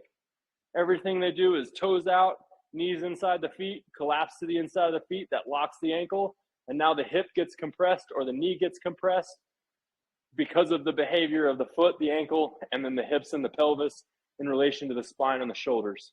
So this will be everybody you film. When I say, hey, do an assessment, 95% of the people, unless they've already been taught, they'll try to cheat it. If you assess me, I'm going to cheat it, okay? Oh, you want my butt behind my rib cage? Well, I'm going to cheat it. I'm going to stay there because I know that's what you're looking for. I know that's what you're looking for. Okay, so that's where you go, okay, let me see you do a wall sit. And you're going to see that they struggle in those positions. So you go, okay, we're going to see if you can do 45 seconds, pull that sucker apart. Be honest with yourself. Can you do it? Or do you fail at the 20-second mark? Next week, we want to fail at the 30-second mark. Next week, we're going to fail at the 40-second mark. Next week, we're at a minute and a half. Wow. Why? Because we got the tissues engaged and turned on that have been turned off. Got them on. And now they show up in their daily life. That person walks into the gym and they're looking down the bridge of their nose. You've got somebody that's doing their work. If they come into the gym, they're looking down, their toes are out, you can say, hey, there's a box over here for you with your line down the middle and a line on the outside. Go stand in it and decompress because we got work to do today. And I know that you walked in not thinking about it, which means you haven't been paying attention. Those are the kind of things that you can work in. It's not going to work with everybody. That might run people off in some circumstances. But I love to tell people the truth, man. And if you've got a good rapport with that client, the guy that's got sciatic, say, man, we got to get you in a position that can decompress you. You need to be doing the supine and the prone work first thing before I see you. Go ahead and get started. I want to see you do those, and then I'm going to come see you. I'm going to know you're ready to roll when I see you doing these decompressions that I've been showing you. That way I know you're compliant. Otherwise, he goes away from you. This happens with athletes all the time. They have multiple coaches, right? They come see me. Here's how I would do it. Get out of pain first. Let's move forward. They get bored. They're impatient. They go back to another trainer. That trainer's got their toes out, their heels into the ground. And then they're like, yeah, I'm getting the weightlifting. I'm getting stronger. I'm staying ahead of my peers because I'm doing 3 times the work. And they come back and see me and say, coach, my back still hurts. And I'm like, well, have you been doing the work? Yeah, mostly. Mostly. What does mostly mean? So you got to find out if they're doing the work if they're consistent with it, and then program strength work on top of it. So it's like when I'm working with somebody, you're going to do your decompression work, handshake, cool. I'll work you into that explosive work in week 3 at the soonest, really, because I want to see them improve their time under tension. Is that a term that anybody else has heard? Yes, we have. So time under tension is going to give you the ability to time it in the wall sit and say, okay, you got 2 minutes. That's where we need to be. Most people can't get to 2 minutes. Now, if you'll have the kid that can hit the position, but they're not really engaging any force. They're not creating any power. They're just here. I could stand there for 4 minutes, right? But can you get them in? Can you get them in tight? Can you give them a foam block to squeeze here? Can you get them to lean forward? Can you give them a weight, and can they hold it for 2 minutes? No, dude, they're going to be sweating. They're going to be falling completely apart. And that's what a lot of people need in their training, right? They come in because they want to sweat. They want to be challenged. So you put their ass on the wall and you make them hold a plate, and you do it for time. And then after you're done with that, you go put them on the ground and you see if they can slowly coordinate shifts from one column to another. And if they can, well, then guess what? Put them on the wall again and shift from column to another. There's your third set. You just hit leg day and you didn't pick up a barbell. And you're going to have somebody that's more explosive, moves more fluidly, because you're going to be able to get more reps in through the day. Because you and I have a tree or a wall everywhere we go. So it's like, come to the gym, come for your education. Let me put a plate on that bar and make sure you're doing your landmine work properly. But you got to get these folks doing decompression work or teaching this as a class and going, hey, we're going to have you into the gym at 9 a.m. You need to come to that. You have to come to that decompression class before you come to the strength class. It's required because we're not trying to hurt nobody. And then you're going to get more out of your strength class because you walk in with a frame that's where it needs to be, and now you can load pressure on it. It's going to become more explosive. If you come in with a frame that's busted, man, you can stand on the sideline and do your decompression work, because I just saw you walk into the gym like this, and I know you're not paying attention. So, like, be honest with people over time. I'm not sure. Am I overstepping a line here? Anybody? No. I'm not trying to make sense. It's like an approach to people. It's an approach to people. It's what you want. It's who we want. You want to attract the best. You got to treat them like the best. Not everybody responds well to that, so you're going to adapt. Tell me about this fella, Henry, that we're looking at. He's a 32-year man, and he doesn't work out. He just recently come to the gym like this year for reasons for getting better. And on the third day, he says that he felt a really bad pain in the sciatica. And ever since then, every time he moves, he feels it. Sometimes it's pain, sometimes it's just uncomfortable. And when I watch that's him, somebody that needs that supervision then, and when they're in the gym. Yeah, but when I watch him train, it's like, oh my God, he needs a lot of supervision and a lot of help. That's where that mirror is going to be your best friend, Henry. You go slap that dude in front of the mirror. That way he can see what you're talking about. Hey, your feet aren't straight. Yes. Otherwise, you're going to be in there going, hey, man, your feet aren't straight. Hey, man, your feet aren't straight. You're going to feel like a broken record. He's going to be like, God, dude, that dude just tells me to get my feet straight. But if you slap him in front of a mirror, you go, I want you to get your feet under your hips, and I'm going to give you this 30-pound kettlebell. I want you to hold it and slowly drop the hips until I say stop. And then hold him in a position that you've seen in his assessment. Like right here, boom. He needs to be right there at the most.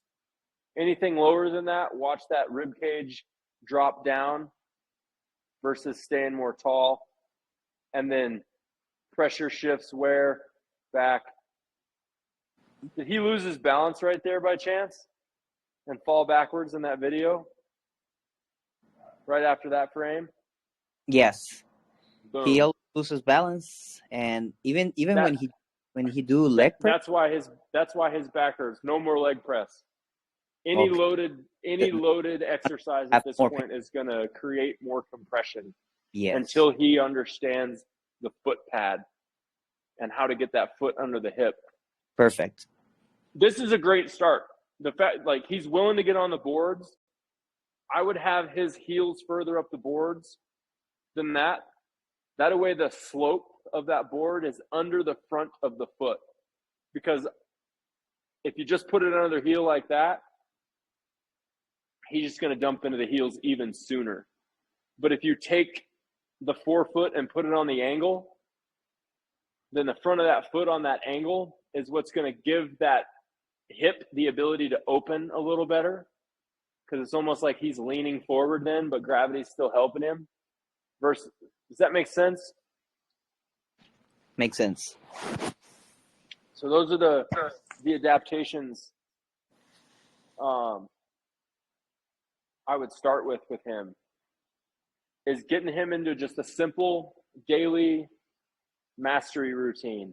We're going to do your warm-ups, okay? You've got to warm up better before you work out. So you don't even let him know, like, hey, man, we're not going to work out anymore. Because that's the kind of person, his interests, what does he want to do? He wants to work out. Hey, we're going to improve your warm-up today. And that's where you take him through the decompression work, and then you have him hold plates, and you just keep weight above the hips with him if you're going to load any weight. No leg press, because that weight is below the hips. Keep the pressure up. Keep the arms and the shoulders. Banded pull aparts on the wall would be huge for him, because you're going to be able to target tissues that he's after, and that's really what he wants. He wants to feel that muscular growth. 32 years old. Is he single? He's single. He's 32 years old and You never know what's worked out. likely a factor here? I literally had JPS sent you that screenshot of that text message I got on Instagram one day. It was a guy that was like, "Hey, what's your training like? Like, I'm like almost 40. I've never had a girlfriend." And I was like, I thought it was a joke at first. I was like, bro, working out is not going to get you the girls. But people think that way, right? Like, we've been programmed to think that. Like, you got to be much more than an athlete or aesthetically pleasing to get a one that matters. And that's where you can kind of help him say, hey, man, like, what's your taste in girls like? Is this the motivating factor? And find out if that is, and then tie it in. Say, hey, girls want somebody that can keep their feet straight. I think if I can talk to those women and say, that's a better human being with straight feet, more longevity, better genes, that's what you want. Stay away from the crooked feet guys. Their backs hurt, and you're going to have to take care of them later. Not that that should be a factor, but it is. And I think you can tie that in with him. Build rapport with him. Find out what he does, what his interests are outside of working out. This guy showed up because he knows he needs help. And if you can give him that help, you've got somebody that's just, say, hey, you need to come back and you need to do these 5 things with me, and you don't need to be doing anything else until you get a green light for me. Because I see a lot of things that have created injury patterns, and I think we can eliminate them, and you're going to feel so much better. And he's going to be like, hell yeah, let's get started. What do I need to do? I know I'm doing it wrong. My back hurts. Right? Like, I had a guy a long time ago, 23-year-old, torn rotator cuff because he learned to deadlift on Reddit. I was like, there's your first problem, bro. You got to get a real coach. You can't be DIYing it and destroying your own body. Like, the human body is incredibly complex, but we can simplify it for people with straight feet, columns, hips, shoulders, ankles stacked, weight out of the heels, pressure in the outside of the foot, and then open those shoulders and get people their upper body control back. And that's going to alleviate a ton of sciatica pain. The supine decompression, same thing. You're allowing them to work that sciatic pain out. It's the nerve glide. What week do I introduce the prone? Next week, I introduce a supine shin tracer and the 6-point dragonfly. Ooh, buddy. So next week, we're rotating around the hip. So far, we've still kept the head where? Kind of in the middle.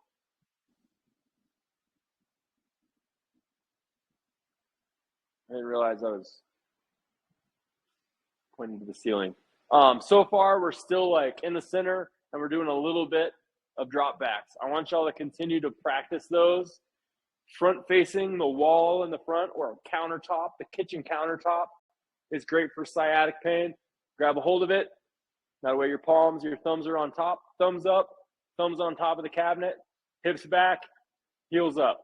Hold, and then lengthen. And how far back off the countertop can you get? And then can you stick that stance? What does this look like? Standing decompression. Up, reach, boom. You're going to unlock that spine. You're going to get that person longer, more powerful. Get them in those shapes, those powerful positions. Here's a drill. Final drill of today. Let's see if I remember this right. I just saw it this week. She called it the champion's pose. JP, did you send me this? Yeah. Have you shown them that? No. See, that's an incredible drill. Like, y'all could integrate this before and after your workouts and just make it like a bow, basically, to the gym is, hey, I'm going to come in, I'm going to grab my heart, and I'm going to pull the string all the way up, and I'm going to hold it. So you're just going to go heart, hand to the sky, like you're on the podium. You're a champion. I've got the Statue of Liberty, whatever it's going to be. Boom. That's how you're going to start, and that's how you're going to finish. And you're opening things up, and that's going to help anybody with sciatic pain. You're just getting their position taller, getting the pressure elongated through the body versus tight and compact. Rockers, don't let the ease of this thing fool you. This is a full body program that will heal and realign the spine. Just doing these rockers. Has anybody been doing these? I've been doing these rockers. How's it feeling on your knee, Henry? Have you noticed some changes? I feel better when the other parts of my legs are like more heat up. Engaged? Yes. When I heat up my la cadera, the hips feels better. The hips feels better in my knees. I don't feel a lot of pressure. That's huge for your knee then, because that hip for you is gunked up. And now you're cleaning it up. I gotta plug this in. It's beeping at me. Jan, have you been doing rockers? Yes, I have. And I have been teaching them too. Man, they're fun to teach. Have y'all had somebody that's like, man, I don't know, man, this stuff's not for me? Yeah, I have. And you know what have When they helped first me a do lot? You know what have helped me a lot? The time that you taught us how to kneel without putting pressure to our knees, but like getting your butt a little bit up and pushing through your feet, so you're not stressing your knees. Pushing the tops of the feet down on the ground? Yeah. Because most of the people what complain is that that their knee hurts and stuff like that. Yep. When they do And that's rockers. then expert move by getting them out of it, right? If it hurts, it's not like the end all be all. If you can't do the rockers, it's not like, oh shoot, well, I can't help that person. But you want to retest it later down the road. You want to say, hey, when we first started, we had a lot of pain on our knees, which is what I just asked you, Henry. I know we're just now scratching the surface of how to protect the knee after we got through the upper body and the shoulder work. And the rockers for you were right out of the gate something I said, hey, avoid the kneeling work. You need to be doing it standing or split stance. Split stance, kneeling, or split stance, standing is still going to target. If my right knee hurts, left foot forward. Get them released out of that side. And then see if they can drop it back and control it. The next week's shin tracer is up here. Okay? That's huge for the knee. Packs it tight, releases it all the way back. Packs it tight, releases it all the way back. But my hip is on. It's not just off. Now I'm actively lengthening it. Boom. What's this look like? It looks like the position that people need to be in when the foot leaves, but it's not in a loaded position. You're not loading that joint. So pain in a joint, go to the other side. There's a good chance that the other side is weak, and the pain in that joint is from always being over there. So getting them to understand to get out of that hip, get out of that side. I love that this is coming together. Early on, I throttled a lot of this back because I didn't want to confuse you. But this, like the next weeks, I'm tying in the foot, I'm tying in the knee, supine shin tracer, everything after that. We're basically repeating these exercises, but I'm going to be drilling you all on the assessment process. What do you see? What's this person good at? What's this person no good at? What would you change? And there's going to be different approaches. There's not just one right answer with all this. If you see somebody with 2 crooked feet, what would you do? Teach them how to put their feet to the front. How to stand. Straight how feet? Straight Check feet. this out. And, So if I do, hey, straighten your feet, where am I pivoting? I'm in my what? but you have to close your, you have to Your close heels. your feet. Boom. I heard it from the back. You're in your heels. Your heel. Got to close the toes. Okay. Now I'm teaching a heel pivot. This is where this becomes more personalized. I'm going to go, hey, I'm going to pick your left foot up and I want you to point in the same direction the right foot is. And now you see, if you see somebody that's not in this right side, it's probably because that knee hurts and the foot's out. So you say, hey, I'm going to point your right foot to your left side. So you, instead of both feet straight, you go, hey, that one wants to point that way. Let's go over there. So you pick one side and you make the replacement versus that. Just another way to think, reinforcing good behaviors, always trying to look at pivot points of the feet, outside of the foot, strong side of the foot, little calf raisers, boom, little bouncers, little steps, locomotive components we're getting into. You got the skip, you got the gallop. Woohoo! There's a lot we're working towards. It's all locomotive, it's all traveling. Everybody got a weight vest? By chance? I have a natural one right now. Yeah, that's what up. Because what we're gonna, by the end of all this, you're gonna go, shoot, I need a weight vest and a trail, and I can crush it if my client understands where the pressure needs to be in the feet. So you basically graduate to that work, and then there's a day that you guys have a track in the gym, or you've got some way to walk. You can figure eight that thing. You can set up a path where you can have these navigable paths, put it down, green spots, and just follow the green spots. And you integrate some traveling work. Now you've got static work, static decompression, whether it's supine, whether it's prone. Then you've got static becomes a little more dynamic, right? Standing decompression, alternating sides. Let me see you move it flow to flow. Great. Groundwork. Can you get on the ground? Can you do your rockers? Can you do the same shapes? You've got groundwork and static work at the very base. That's your foundation. And then you've got your towers. Your towers are your fluidity, your rope work, okay? Your traveling work, right? And at the very top of your towers, you have the finest restaurant, fine dining. You have to have an invitation to come into this restaurant. And that restaurant is strength work, explosivity, power, sprints, weights. That's what you're working someone towards, but they have to do what? They got to put on a suit and tie before they get in that. And their suit and tie is, you got to pass the dress code. And the dress code is, bro, are your feet straight? Are your hips behind your rib cage? Can you show me how to open and close the shoulders? Can you expand? Show me a decompression breath. You're basically saying, hey, here's the keys to the Lamborghini that you already own. It's your body. But you need to know how to shift the gears and get it into drive. Show me you know how to do that so I can give you your license to drive on our streets. And then you can clear them to use your gym. And I think that's something we should all speak about, JP, Gabby, especially. If we can integrate that, where it's not just Jen and Henry saying, hey, you have to do this. It's like, hey, this is part of your membership. Like, you're going to come in, you're going to have these things done for you, and you need to be consistent with it to continue to use this place, because we're trying to create a zero injury culture around here.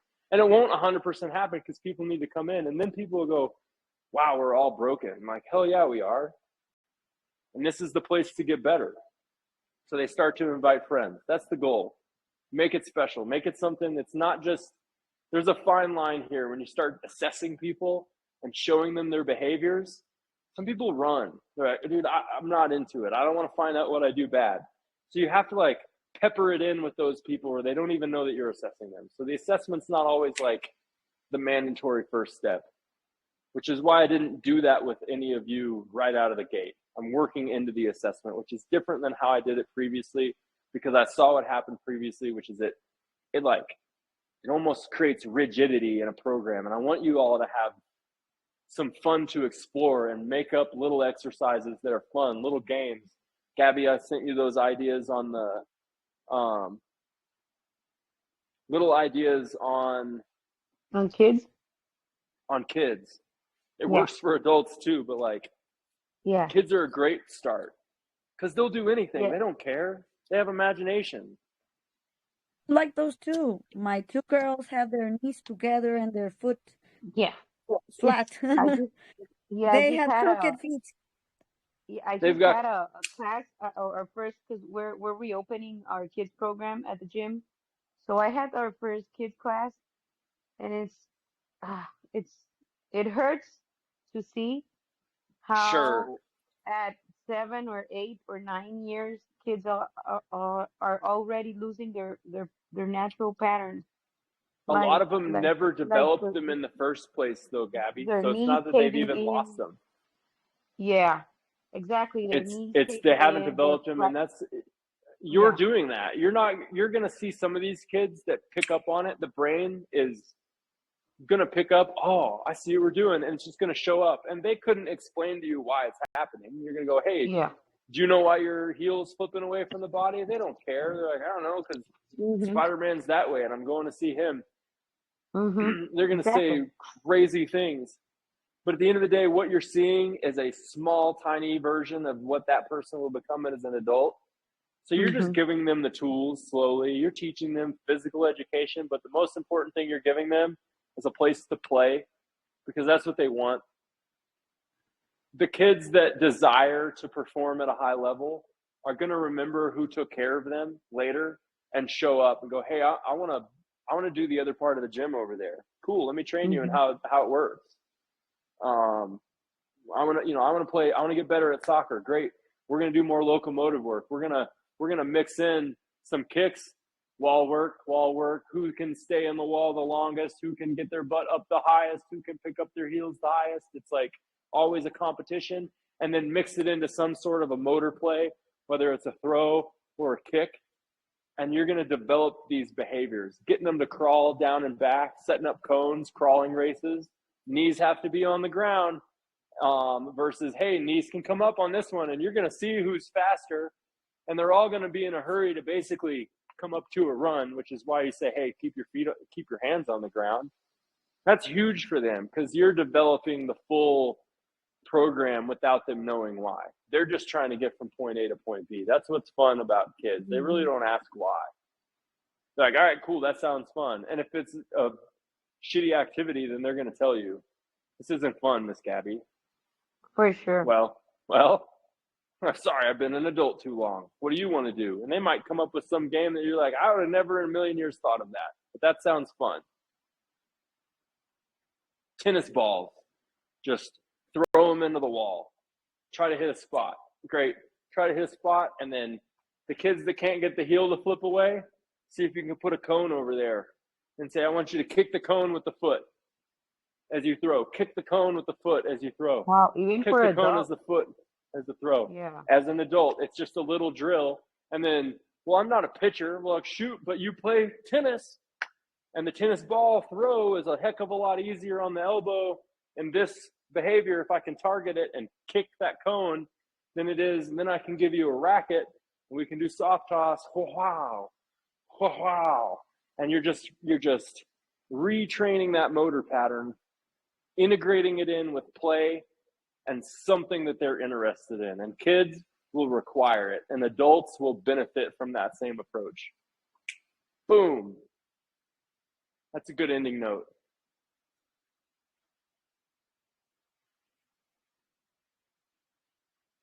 Yep. Keep filming your people. Keep uploading. Next week, final week of the hip and pelvis. Let me know, Gabby, how Jose does. You should just be able to say, hey, Jose, did you do your work? And you go, nope. Like, all right, cool, you better do it. Yeah, I will. Right? And Yeah, then I'm learning while I'm helping, so I'm also interested in him doing it. The best way Right. to learn is to teach.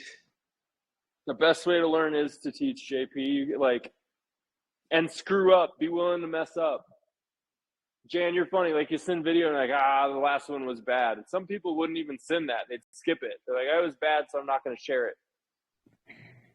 No, I shared because I thought it was bad because I wanted more cues. I want to get better. Did I give cues that were appropriate? Yeah. I will retry them. Wall work's awesome. Drop back. Next week, we really finalize the drop back because we're going to learn to corner all the way around the hip. And then it turns into a walk and then a lot of footwork. The foot series and the knee series, I'll give you all a preview. Knee routine, boom. We did some of that today. I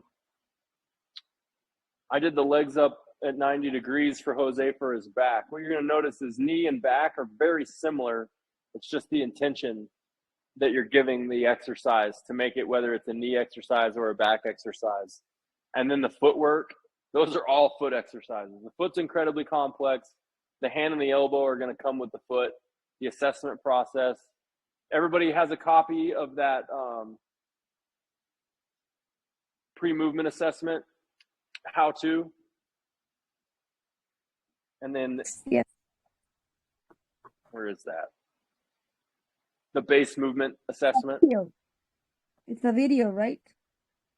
Here. Send a copy.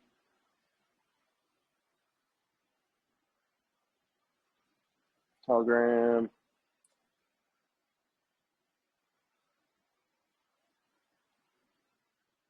Henry, Gabby.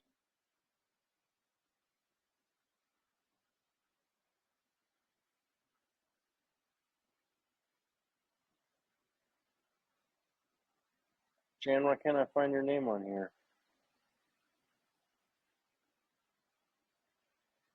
Gabby. Because I am using my daughter's phone number because remember I didn't have a cell phone in that time when I opened.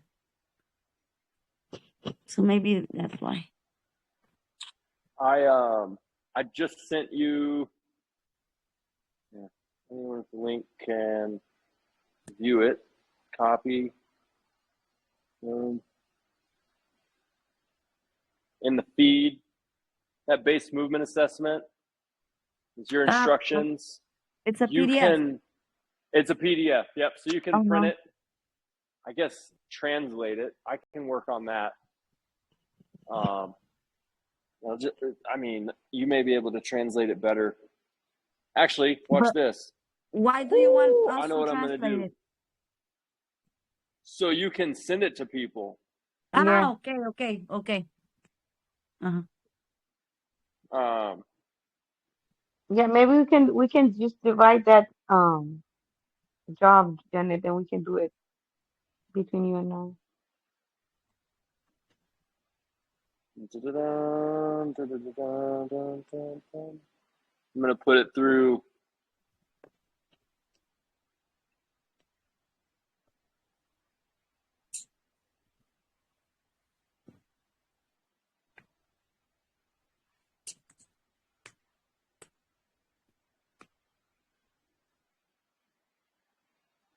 Oh, I'm doing it right now. I'm going to translate this so you have a.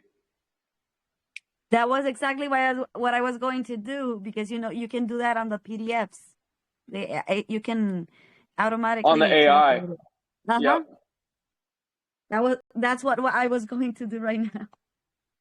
I'm going to do one too. So how about this? Can I task you with here. Okay, Paste. if you want, you can do it, and then you can send it to me so I can check it if the translation is all right. Yes, I will do that. Mm-hmm. That's perfect. Okay.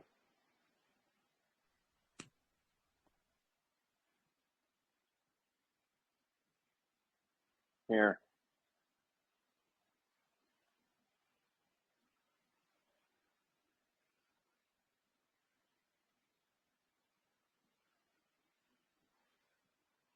You have a Google Docs. This is the language. I need help formatting that where it looks cleaner like the one I did, because I don't understand why that didn't work.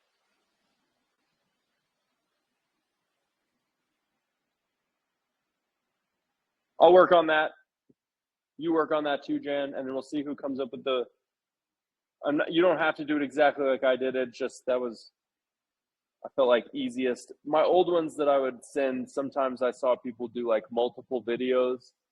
So I tried to clarify where it's one piece of film, because we can move the scrub bar and fast forward through the video and get to where we need to. And it's easier than opening a single video at a time. And you can always go in and cut into little individual videos, which I will show you how to do. Out of curiosity, Gabby, is there an iPad that would be able to be used by trainers at Aerie? Not for everyone's use, but we do have an iPad. Jan, you don't have But an iPad, no, right? I mean, but if you tell me what you would like us to do, I can make it work. So as we start to get into the assessment piece, Okay. you're really going to want to have an iPad accessible for those that don't have one. Okay. Or create a program where they can obtain one of their own over time through the gym. But if you have one Okay. that's available to use for film and film review, and then Okay. let it be rented out for this class for somebody. If Henry or Jan or Gabby, whoever doesn't have an iPad, you're going to want to learn to use one to really study the film. You can use a phone. It's just incredibly hard to deliver the feedback to the client using a small screen. So that's where the iPad is a big help. And it's easier to draw. Like you see me draw, and it's on an iPad, and my handwriting is not the best. Right? Like my squiggly lines definitely leave something, in my opinion, to be desired when it comes to the professional level of that. I do use an app if I really needed to do it super clean. I can show everybody the app. It's called OnForm, but we it's still not need necessary. Okay. At the end of the day, I want to see that you guys can go, hey, this squat sucks, and this is why. Okay. This Yeah, toe touch I'm is bad, and this is the exercise that I would give based off of that behavior. Because I'm going to say, hey, here's the assessment. Develop a 3-week routine for this person. And I want to see that you have some creativity, utilize what we've already been teaching, and then if necessary, ask questions. Say, hey, how can I make that better? And that's where I'm working, because y'all are super close to being able to do that. I hope you feel that, taste that, like your competence in this assessment, because we started with the exercises, I think is going to be so much better, because you're going to know what it feels like to be in a good position. And then you're going to be able to demonstrate that position for the client while you review their film. And that ultimately is what creates the habit. Even if they don't ever come back, they heard you once.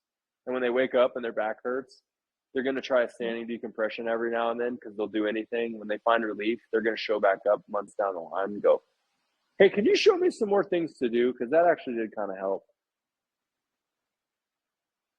Okay, and yeah, and I guess further along we're gonna learn how long, like for someone to see an actual change or improvement, how long does that take? So we don't, so we know exactly what to, in terms of selling, what to sell and how to sell. Like, hey, you I would, cannot come and do one session a week and expect any change. right. You can't Yeah, guarantee unless they're doing their homework, right? Like that's how you go, hey, yeah, a 6-week package is going to get somebody feeling better. It may not okay, resolve their pain completely because there's going to be some people that just they're stubborn. They're going to go back to the things that hurt them. They might have a job that's actively hurting them. And your whole approach at that point is just you're trying to keep them from getting seriously injured, and just it's a maintenance program. So there's restorative programs, there's maintenance programs, and there's compensatory pet programs.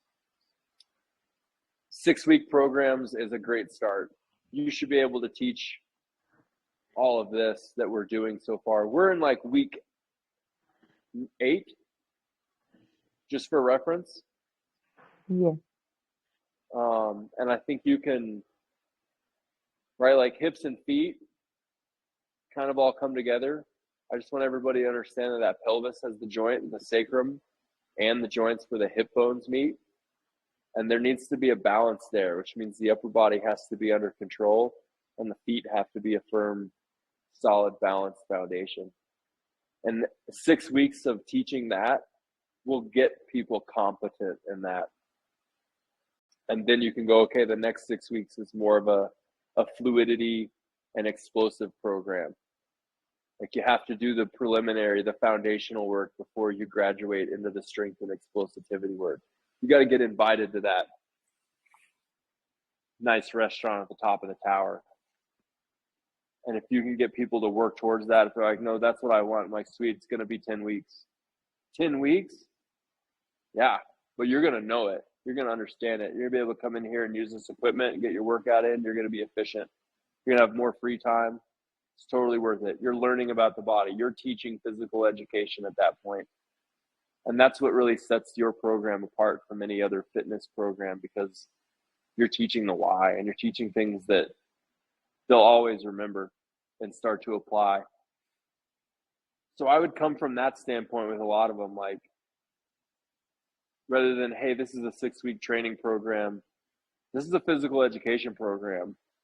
You're going to be training actively, but we're working you into where you become your own coach, your own guide, and you come in here and use the equipment appropriately, and you know what to do and how to target things. And it's like the premier program.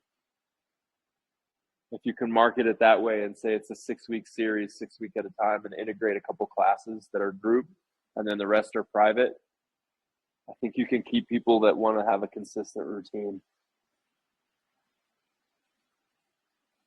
If you, as the coach, have that time, which it sounds like you do.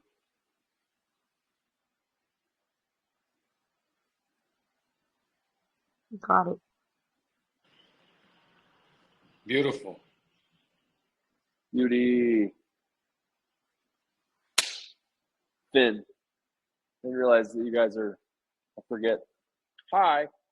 Sat down in a chair. We all do it.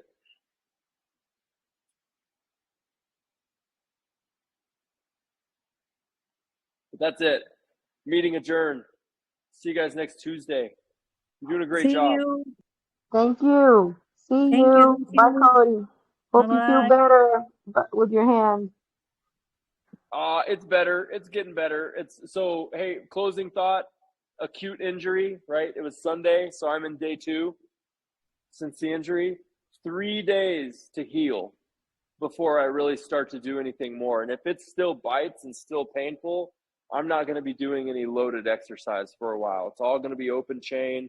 It's all just going to be movement. And pulley system based to kind of promote circulation, get things up Mm-hmm. in the sky, open and close, open and close.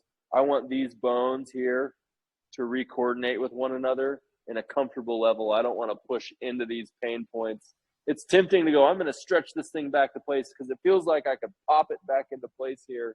But I know that's just the tendons that have been stretched. And me trying to, quote, pop it back into place is not going to bring relief. It's just going to prolong. If I really wanted to treat it right, I would have this in a splint where I couldn't move it until I took it out of the splint, and I'd move it for my exercises, and I'd put it back in. But I'm not going to do that. I'm just going to take really good care of it and try not to do any more 6-point rockers Yeah. because those hurt. Perfect. Thank you, Cody. You're welcome. Talk to you soon. Bye-bye. Thank you. That was awesome. You bet, JP. Questions? No, I think it's great. I think it's great. Okay. You guys rock. We learned so much. Thank you. As always, yes. Bye-bye.